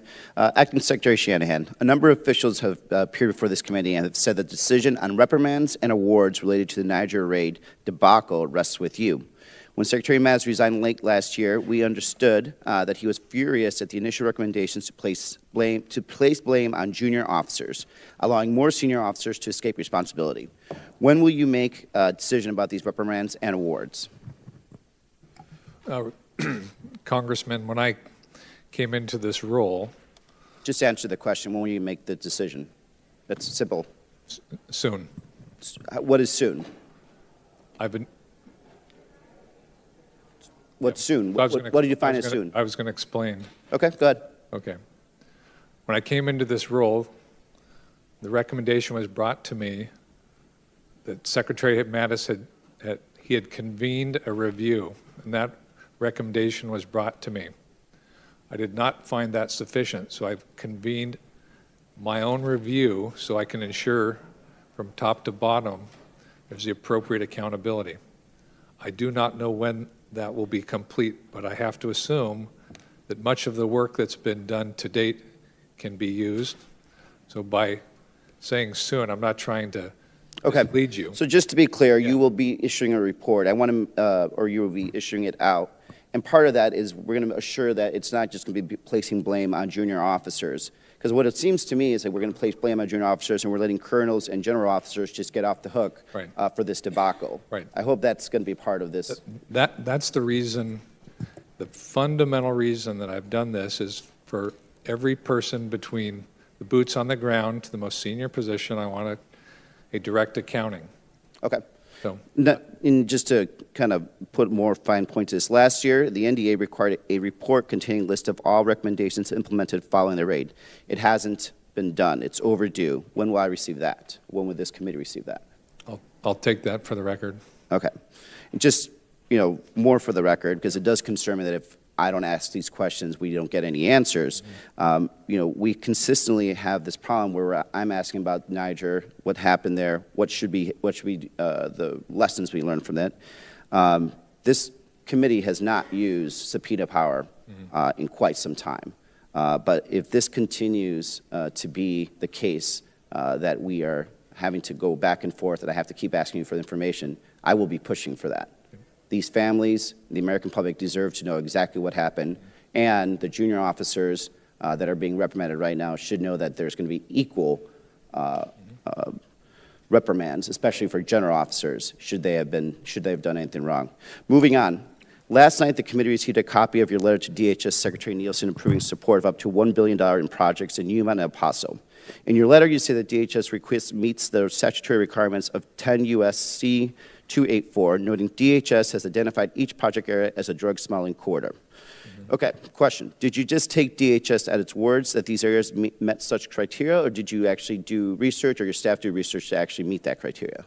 We did research, but in addition, after the national emergency was declared, Chairman Dunford and I went down to El Paso and walked the areas where the 284 money will be applied and spoke with CBP personnel like Aaron Hull, who's the sector chief I think that's Sector 9. Great. And now, what kind of information documentation did they provide for you to support this conclusion? David, you want to answer that? Yeah, we'll have to. Okay, no problem. Yeah. Did you or the DOD do any analysis or verification of this information? Chairman? Hey, Congressman, we went physically, just to make sure we're not talking past each other, we went physically to the areas where the infrastructure is proposed to see the need. General, I'm glad that you went and physically saw it, but there also needs to be other conclusive study that you could do besides just physically seeing. I am from a border state. I go to the border all the time, but there should actually be other information. Well, there is. Is gathered. Okay, so there that was you used that to make this determination. We went down. We had the information from Department of Homeland Security on the challenges they face in the specific areas wherein those challenges occur. Great. And then the infrastructure is tailored to the specific geographic area and the threat that exists within that geographic area.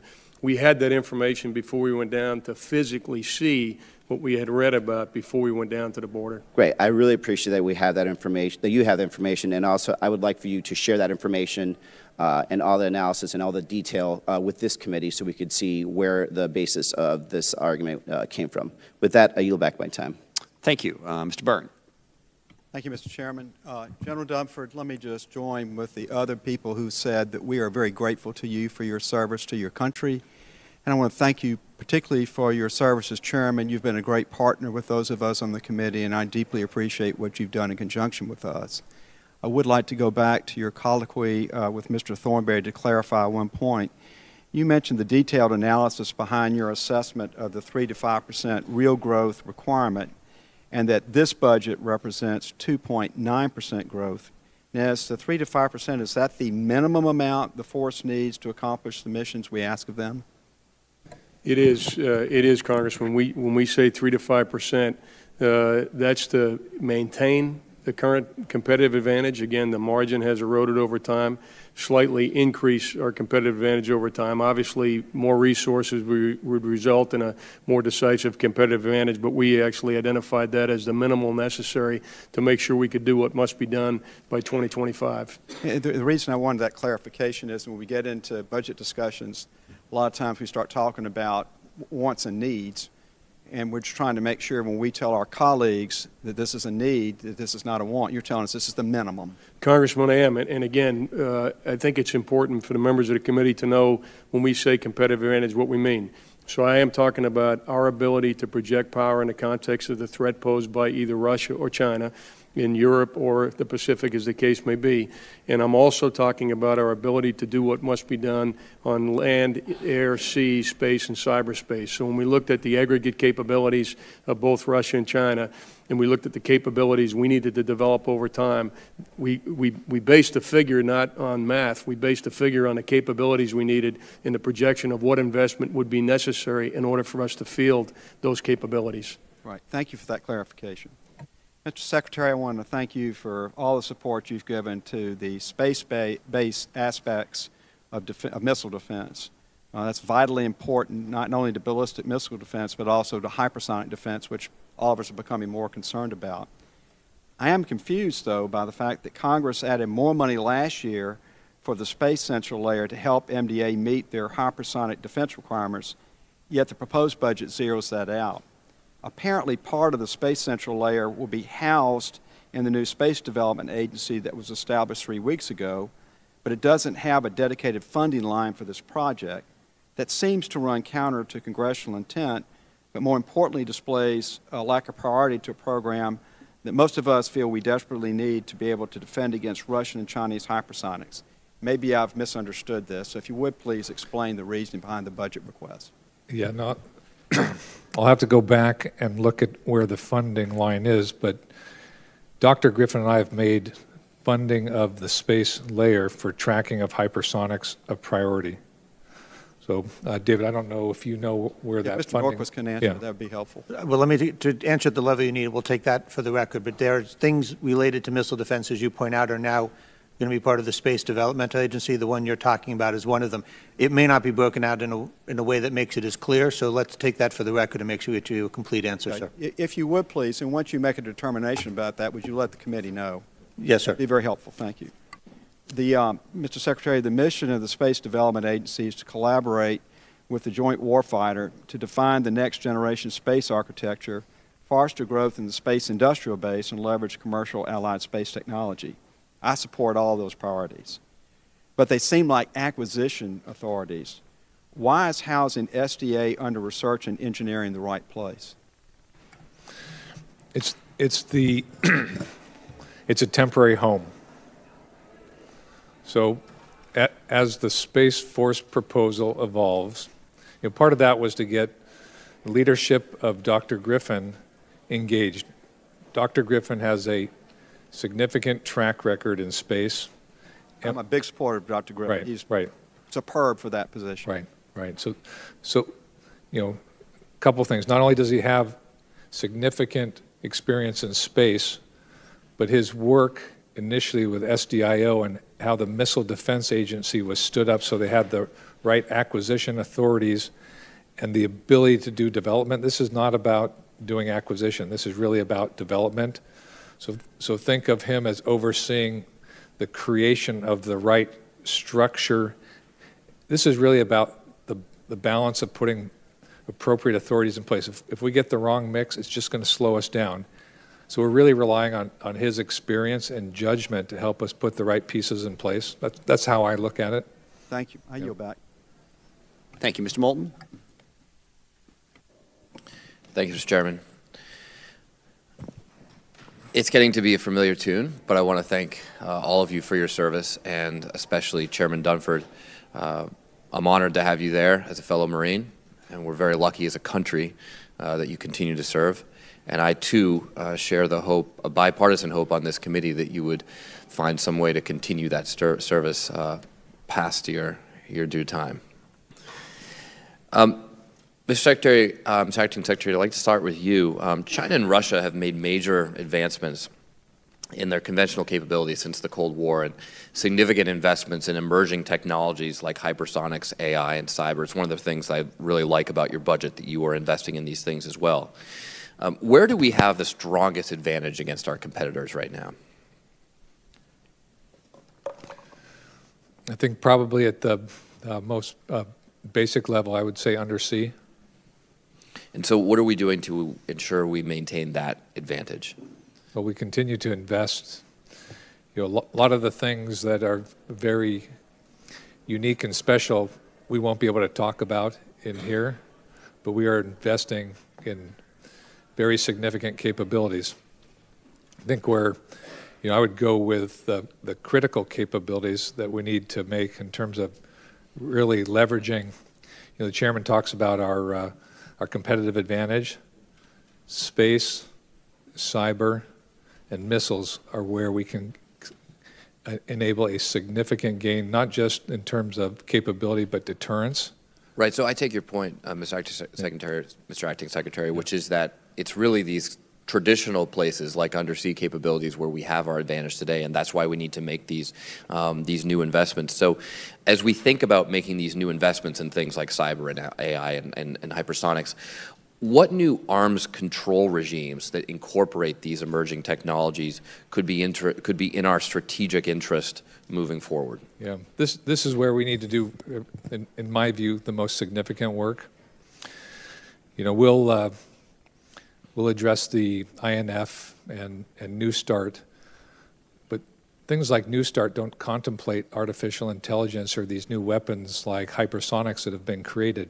So you think it's critical that we incorporate these types of weapon systems into new arms control agreements? We need to really think, what does machine on machine mean as we take humans out of the loop? And these are arms control agreements that we need to have with people that we don't have arms control agreements with. Right, right. There's also a lot of debate on this committee about the nuclear modernization. How much money could we save in nuclear modernization if we were able to negotiate a bilateral reduction in ICBMs with Russia? I don't know where to start in terms of calculating. Would it be significant? I mean, if all nuclear weapons went away in the world, would there? Well, not all, but if we were able to negotiate a reduction. It always depends on which, right? I mean, the basic answer is if you don't have to develop something, you save money. I mean, arms control agreements have value if you can avoid having to develop something you don't need. Sure, sure. Mr. Chairman, I'd like to also take this discussion to alliances, not just arms control, but alliances that we have around the globe. I strongly believe, and I suspect you agree, in a strategy built on strong alliances and growing partnerships. Despite massive investments in advanced weaponry, ships, and aircraft in the FY20 proposal, what investments are we making to counter Chinese influence globally? And how is that reflected in the administration's budget request? Congressman, I think you answered the question. And when you look at the European Defense Initiative as an example, you look at the exercise program, our foreign military sales, assistance, and so forth, it's all designed to reinforce that network of allies and partners. And that is, as you've identified, in my view, the critical strategic advantage that we have over China, if we talk just China specifically, is our network of allies and partners. So what are we doing as China has their One Belt, One Road proposal that they're pursuing aggressively with significant investments? What are we doing to counter that growing influence in Asia, in Africa, in other places where they are making Marshall Plan-sized investments in potential allies? Mr. Chairman, could you take that? I can talk to the military dimension of it, Congressman, because I think what you're highlighting is a broader gap in our overall political and economic approach that is still being worked. There's a strategic approach, but we have a lot of work to do to keep pace with the One Belt, One Road in terms of a comprehensive political, economic, and security package. In the security space, it is the work that we're doing with the allies and partners, and I would argue that I certainly spend probably 60% of my time, without an exaggeration, doing that, and I think the Secretary is probably pretty close to half his time as well in dealing with our allies and partners and building those relationships, building that interoperability. And certainly, I've got, I think, 22 liaison officers on my staff from other countries right now, and all of our exercise design and so forth is all now to incorporate coalition capabilities into our exercises. So from a military perspective, we're very mindful of the need to broaden and deepen these allies and partners, and everything that we do is actually informed by that. I'm out of time, but Mr. Shanahan, if you could just take that question I'm sorry, for the record as well. The gentleman's time has expired, so if there are any other questions that have to be taken for the record, we'll go to Ms. Stefanik. Thank you, Mr. Chairman. General Dunford, thank you for your tremendous leadership and service to our nation. You will be sorely missed on this committee. It's been a privilege to work with you. My question is for Secretary Shanahan. I wanted to follow up on Mr. Moulton. With nearly a decade of China making significant investments in AI, quantum, and other emerging technologies, why is our top-line number so important to ensure that in the long term we are able to fight and win against near-peer adversaries like China?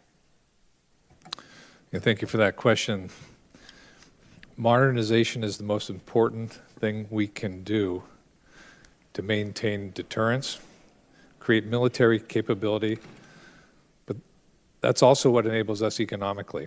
So they really all tie together, and I think, going back to the Congressman's question, what I think you would find in the Department of Defense as we're doing great power competition is it's not just about conducting military exercises.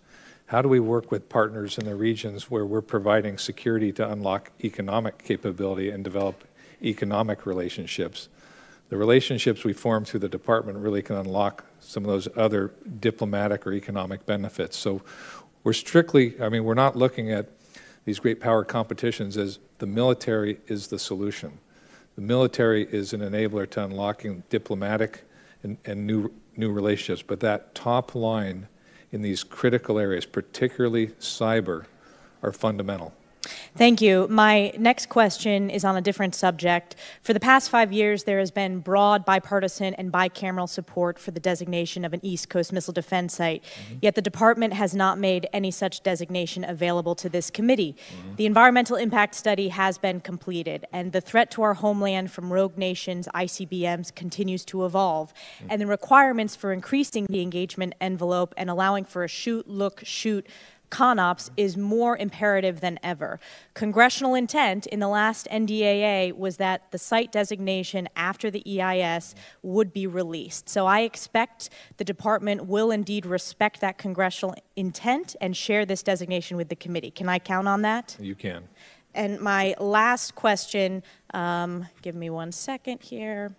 So I also wanted to get you on record. Do you agree that any addition of a CONUS interceptor site must enhance current capabilities to protect the entire continental U.S. by expanding the battle space and projecting power on the East Coast?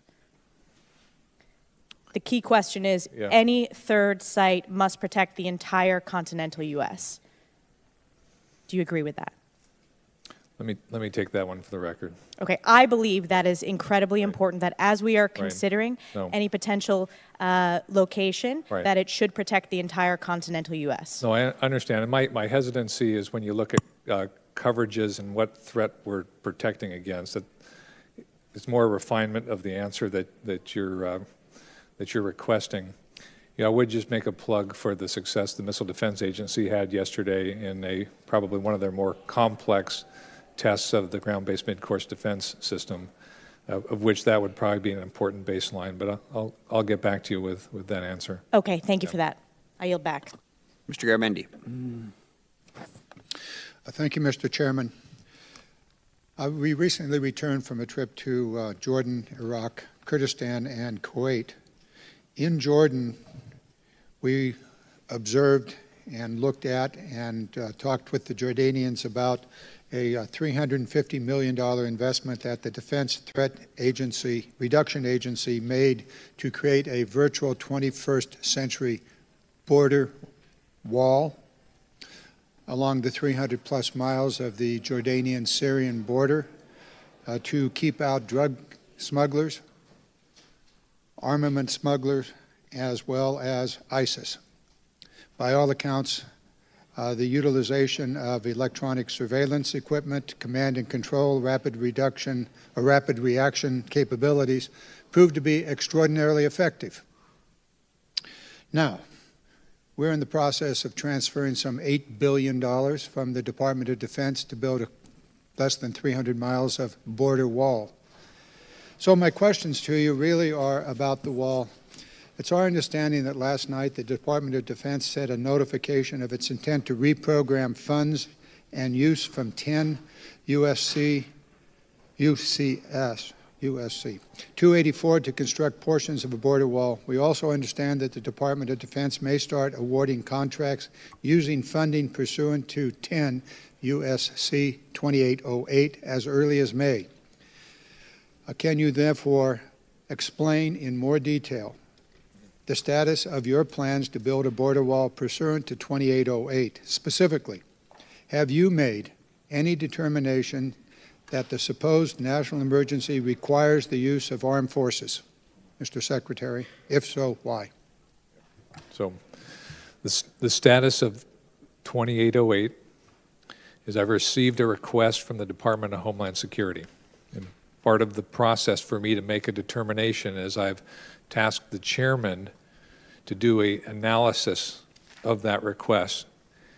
He will come back to me and provide a military recommendation. Chairman? Okay, have you made any determinations that a border wall is necessary to support the use of troops at the border? Mr. Dunford, Chairman, excuse me, General.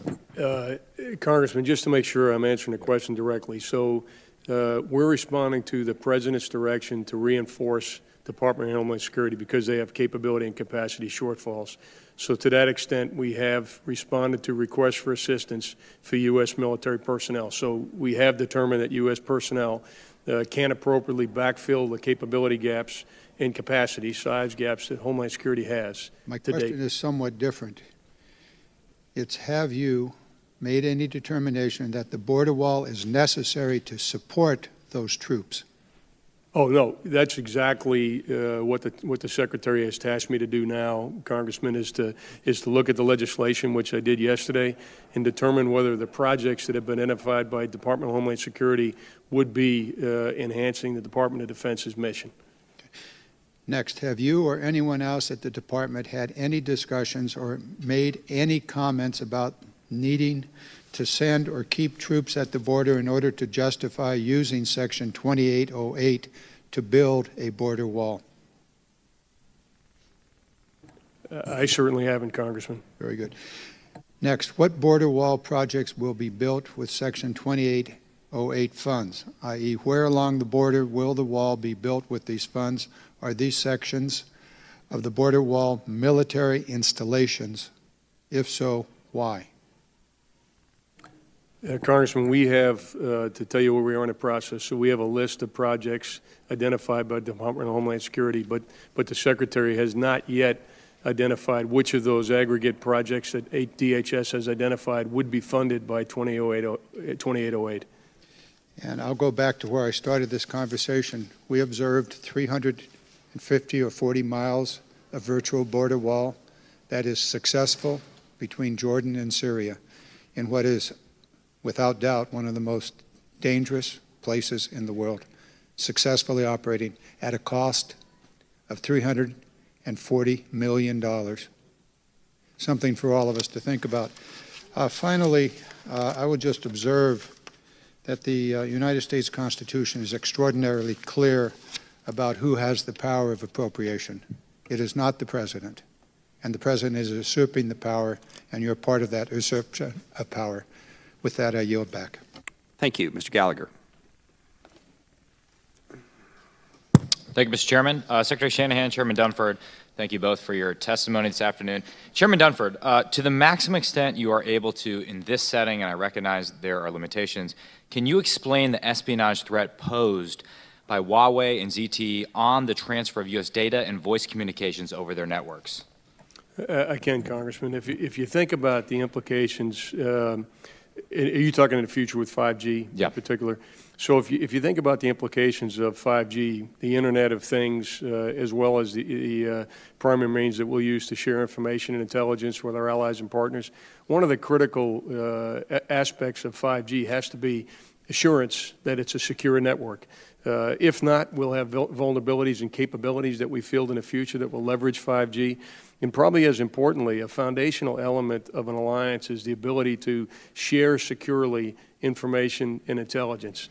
And it'll be much more difficult for us to have those kinds of assurances to facilitate exchange of information given the trends with China's influence. So it would be fair then to say that there are military operational processes that you are worried about as you look forward to operating with partners and allies that may be using Huawei systems?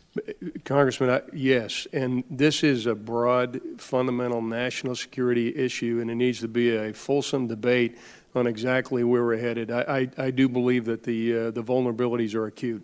And what steps has the DoD undertaken already, or could you possibly undertake to mitigate these threats? 5G. Well, yeah, maybe I'll pick up on this, and maybe if I could just add to the chairman's comments. So if we look at 5G and then the environment that those systems are developed and where they come from, you're talking about a country that has a clear history of cyber espionage. We're talking about a country with predatory economics. We're talking about looking at people having to have a social credit, that part of doing business over there is you have to share data. With that as the backdrop, and then not having the understanding of how you can trust the network, that's our concern with 5G from a Department of Defense standpoint. So in the absence of being able to verify that hardware or a provider is trustworthy, the things that we're going to have to do is have secure networks that keep that equipment off of that. But the real risk is we have to operate in environments where we don't know how secure that network is. And this is where we get into discussions with our NATO partners and other countries.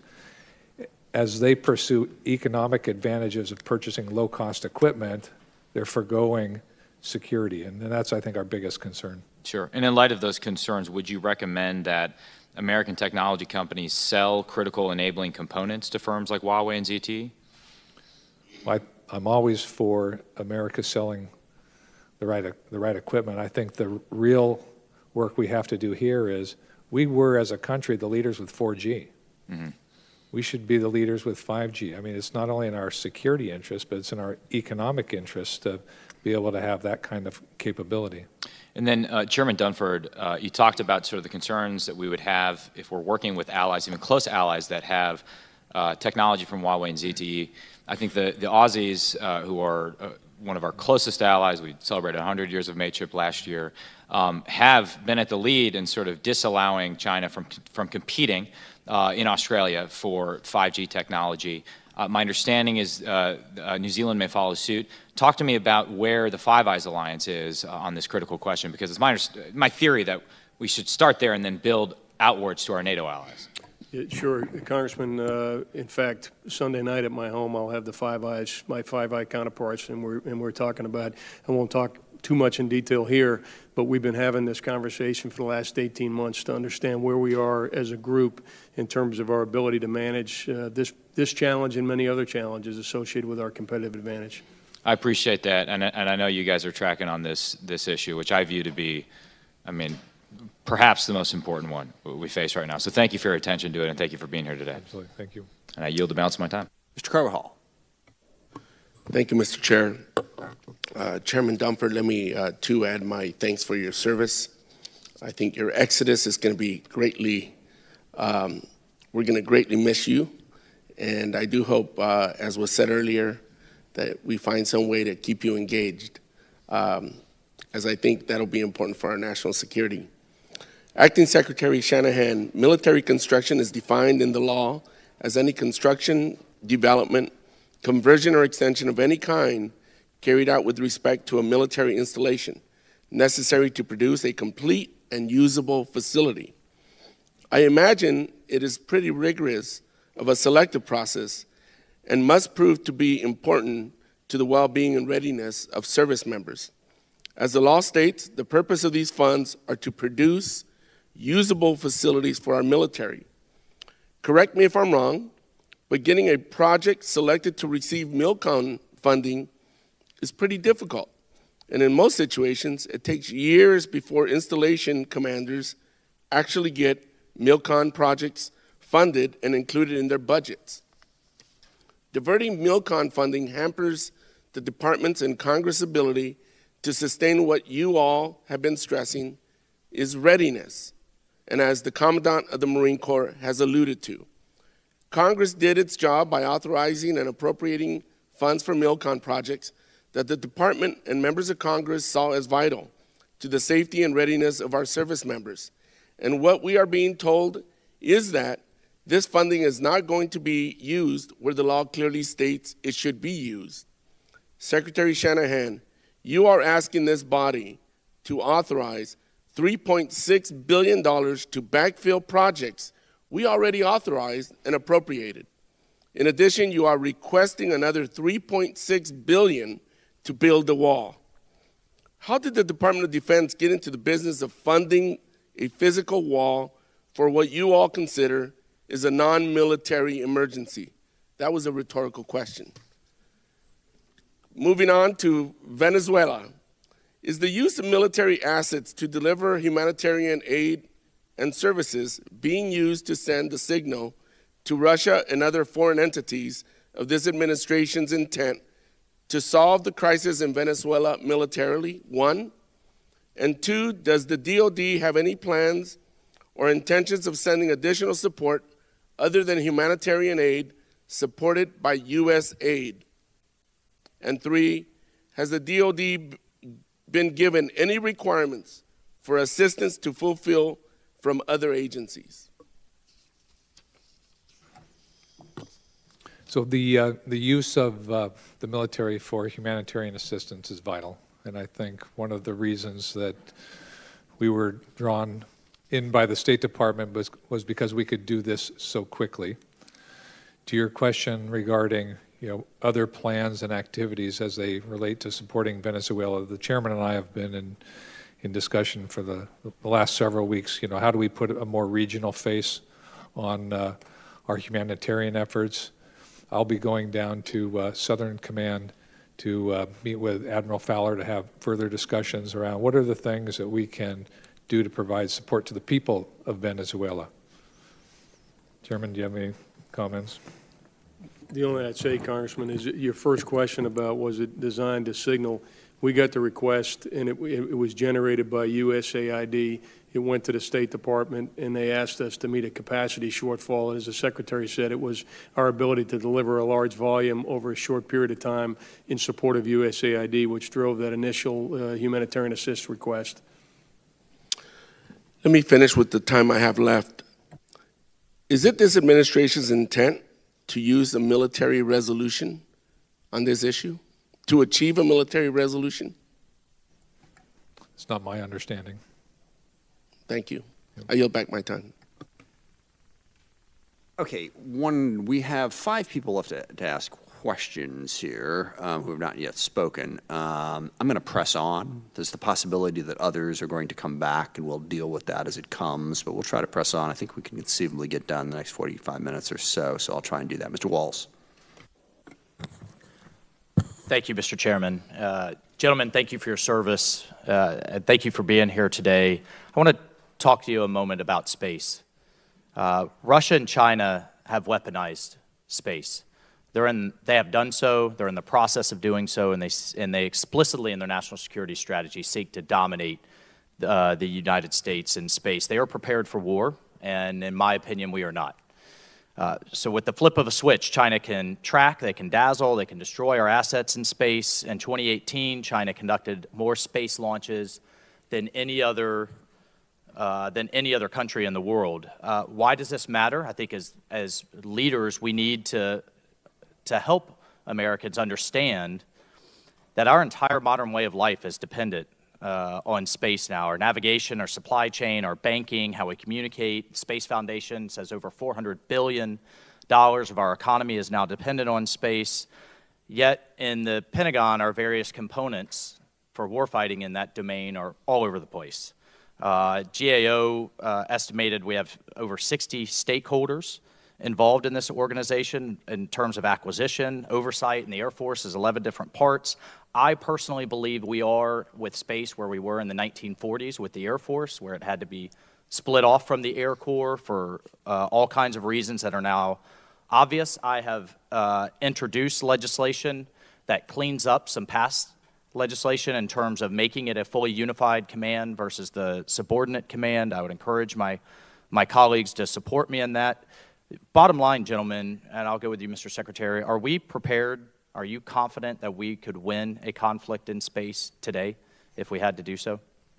I'm fully confident we could win a conflict in space today. Are you without the current budget trajectory, for example, if we had to go to a continuing resolution, are you confident that we could win in space in the next 5 to 10 years given Chinese investments? We just don't need to take that risk. I mean, this is really about, we have a $19 trillion economy that runs on space. That's why a CR would be so painful. We've put a plan in place.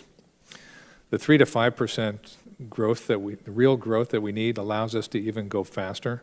But it's vital that we get that top line. Mr. Secretary, have you made a decision on where the new U.S. Space Command will be located? There's reporting in the press that it will be in Colorado and that there's been a nomination. Yeah, no, there's. I would submit to you, space is in Florida's DNA, and to strongly consider Florida as you move forward with that decision. Break. Separate topic on counterterrorism, capacity building, soft power. I would just submit to you that, and I'm concerned in hearing testimony across the board from across the services, that I understand where we're going with the National Defense Strategy. I think that's the right thing to do in terms of reinvesting in our technological superiority. However, we cannot do what we did in the 1980s post-Vietnam and flush those lessons, those counterinsurgency, those counterterrorism lessons down the tubes. Gentlemen, General Dunford, do you believe ISIS is defeated as a military organization? ISIS maintains global capability, Congressman, so while they've been cleared of the ground in Syria, in Iraq, it remains a threat. Do you believe al-Qaeda is defeated? No, I don't, Congressman. Do you believe that in your military advice that the Taliban, forget their political will, that they have the military capability to deny al-Qaeda use of Afghanistan, and particularly a military capability that a 300,000-man Afghan army and a coalition of the most powerful Western armies in the world have struggled to do in 18 years, and I've certainly participated in, and I know you have as well. Do you believe the Taliban have that capability if we bought into the fact that they desire to do so? Yeah, Congressman, I'm not pushing back on your question, but it's hard for me to imagine having a conversation about the Taliban fighting al-Qaeda, given how close they are as organizations right now. Right. 100% agree. First, we have to get over to we buy. They have the will to deny al-Qaeda. Afghanistan as a launching pad into back into the United States. Then we have to look at what's their enforcement mechanism, what's their capability. Gentlemen, just with the time I have remaining, I'm glad that you touched on the fact that if we had to go to a national emergency today from a recruiting standpoint, 75% of young people couldn't serve in the military. That's why I'm pushing for us to go back to national service. That's not a draft, that's national service as a means to prepare our young people to serve in all types of capacities, and look forward to working with you in that regard. Thank you. Thank you, Mr. Crow. Thank you, Mr. Chairman, and to all of you for your testimony today. And I will reiterate my colleague's comments, General Dunford, on your lifetime of service. I thank you for your professionalism. And with all due respect to my colleague from Florida, Colorado is a mile closer to space than Florida is, and a great place for space assets. Let me begin with General Dunford. In my 3 combat tours in Iraq and Afghanistan, doing counterterrorism, counterinsurgency operations, it became abundantly clear to me that involvement of humanitarian and diplomatic efforts and resources were instrumental to our ability to get the job done and to secure our forces and our allies as well. So in that context, is it your professional judgment and in your experience that if the proposed cuts to the State Department would occur, would that have a negative impact on our stability and support operations and our national security? Yeah, Congressman, first with regard to the first part of your question, I couldn't agree with you more, and my experience is very similar to yours. I'm not familiar enough to know how Secretary Pompeo, how his budget is constructed and what the direct impact is of the cuts to the State Department to be able to judge whether that'll have a direct impact on our operations. Well, if we have fewer diplomats, fewer resources to supplement our forces and to provide capacity building to our allies and our local partners, does that jeopardize our ability to perform our missions overseas? That particular shortfall would. There's no question. And also to you, General Dunford, I'm particularly concerned about the long-term security of our Kurdish allies, particularly the Syrian Democratic Forces in Syria. Are you satisfied that as of today, there are sufficient long-term plans in place to ensure the protection of the Kurds and our allies, in particular the SDF forces? No, thanks, Congressman. And in Syria specifically, we're seeking campaign continuity. And that campaign continuity includes the partnership with the SDF to complete the task against ISIS. We're also working to assure Turkey that its security interests are addressed along the border. And so right now, our near-term plan with the President's decision for residual force includes continued train, advise, assist for our Kurdish partners on the ground, as well as a framework that will prevent any challenges or threats to them. So it sounds like we're working on it, but we're not there yet. Yeah, Congressman, I would tell you if I come here 6 months from now, I'll tell you we're still working on it. This is a journey, not a destination. I mean, we continue to make refinements to the plan. It's a very, as you know, personally, it's a very complicated situation, and I think we make progress every day, but I suspect we'll continue to work this for months to come, keeping in mind the thesis of your opening line, which was, at the end of the day, this is about a political solution, which is very much still in the works. I'll just posit that I think our moral credibility as well as our security will be tied up with our ability to protect those forces and that population. Acting Secretary Shanahan, I'm deeply concerned about mission creep and the use of the AUMF over the last 18 years. And obviously Congress has authority to declare war and oversight authority of the Department of Defense and military operations.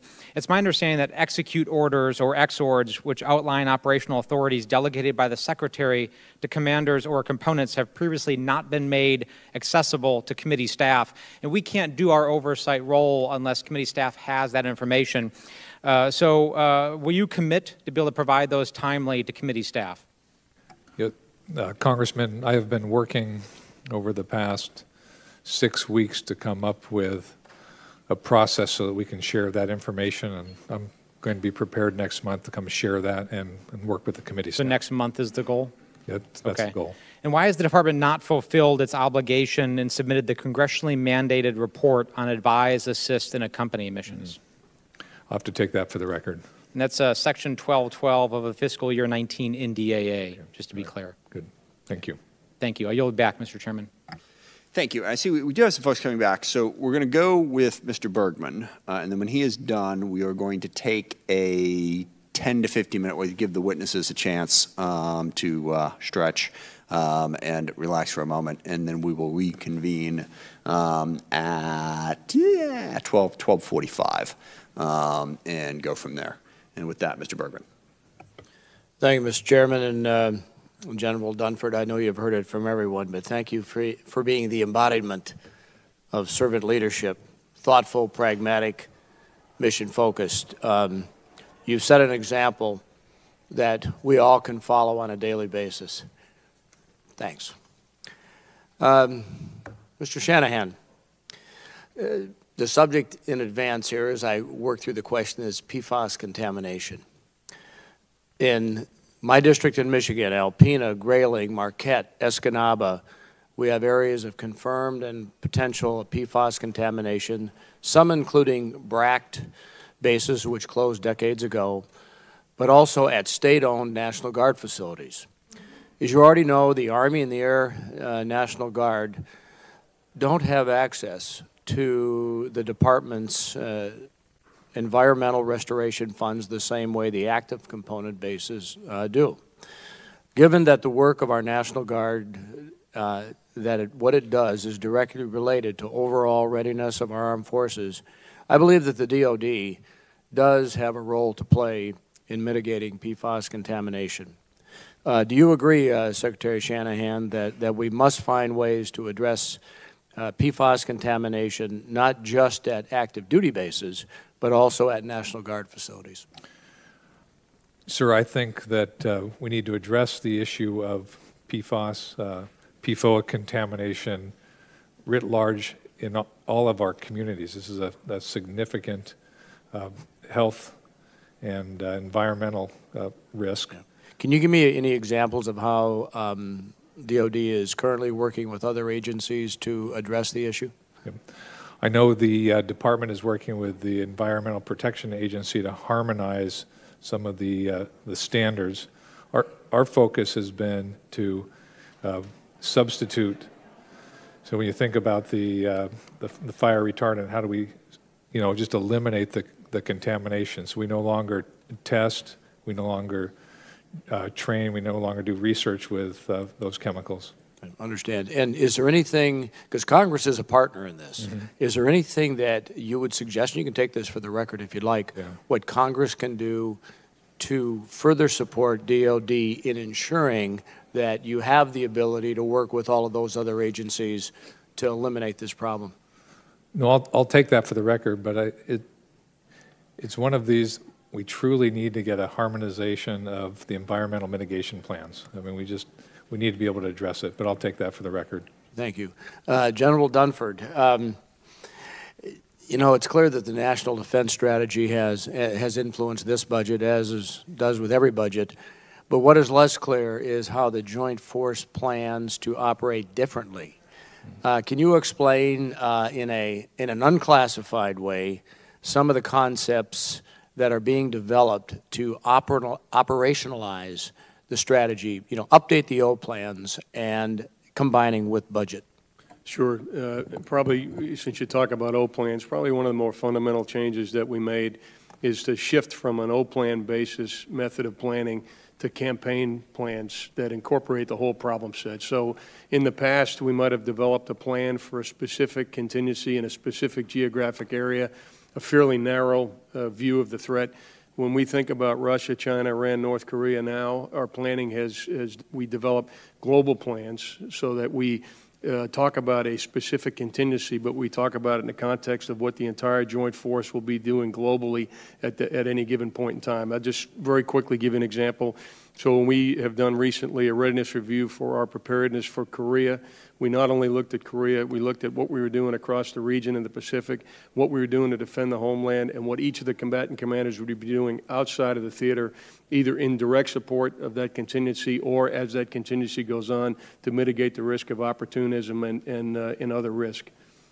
Thank you, and I guess I'm the only one standing between us and a break, so I yield back. Okay. We are going to take a brief recess in a moment. We will reconvene at, do you guys need 10, 15 minutes? Sorry.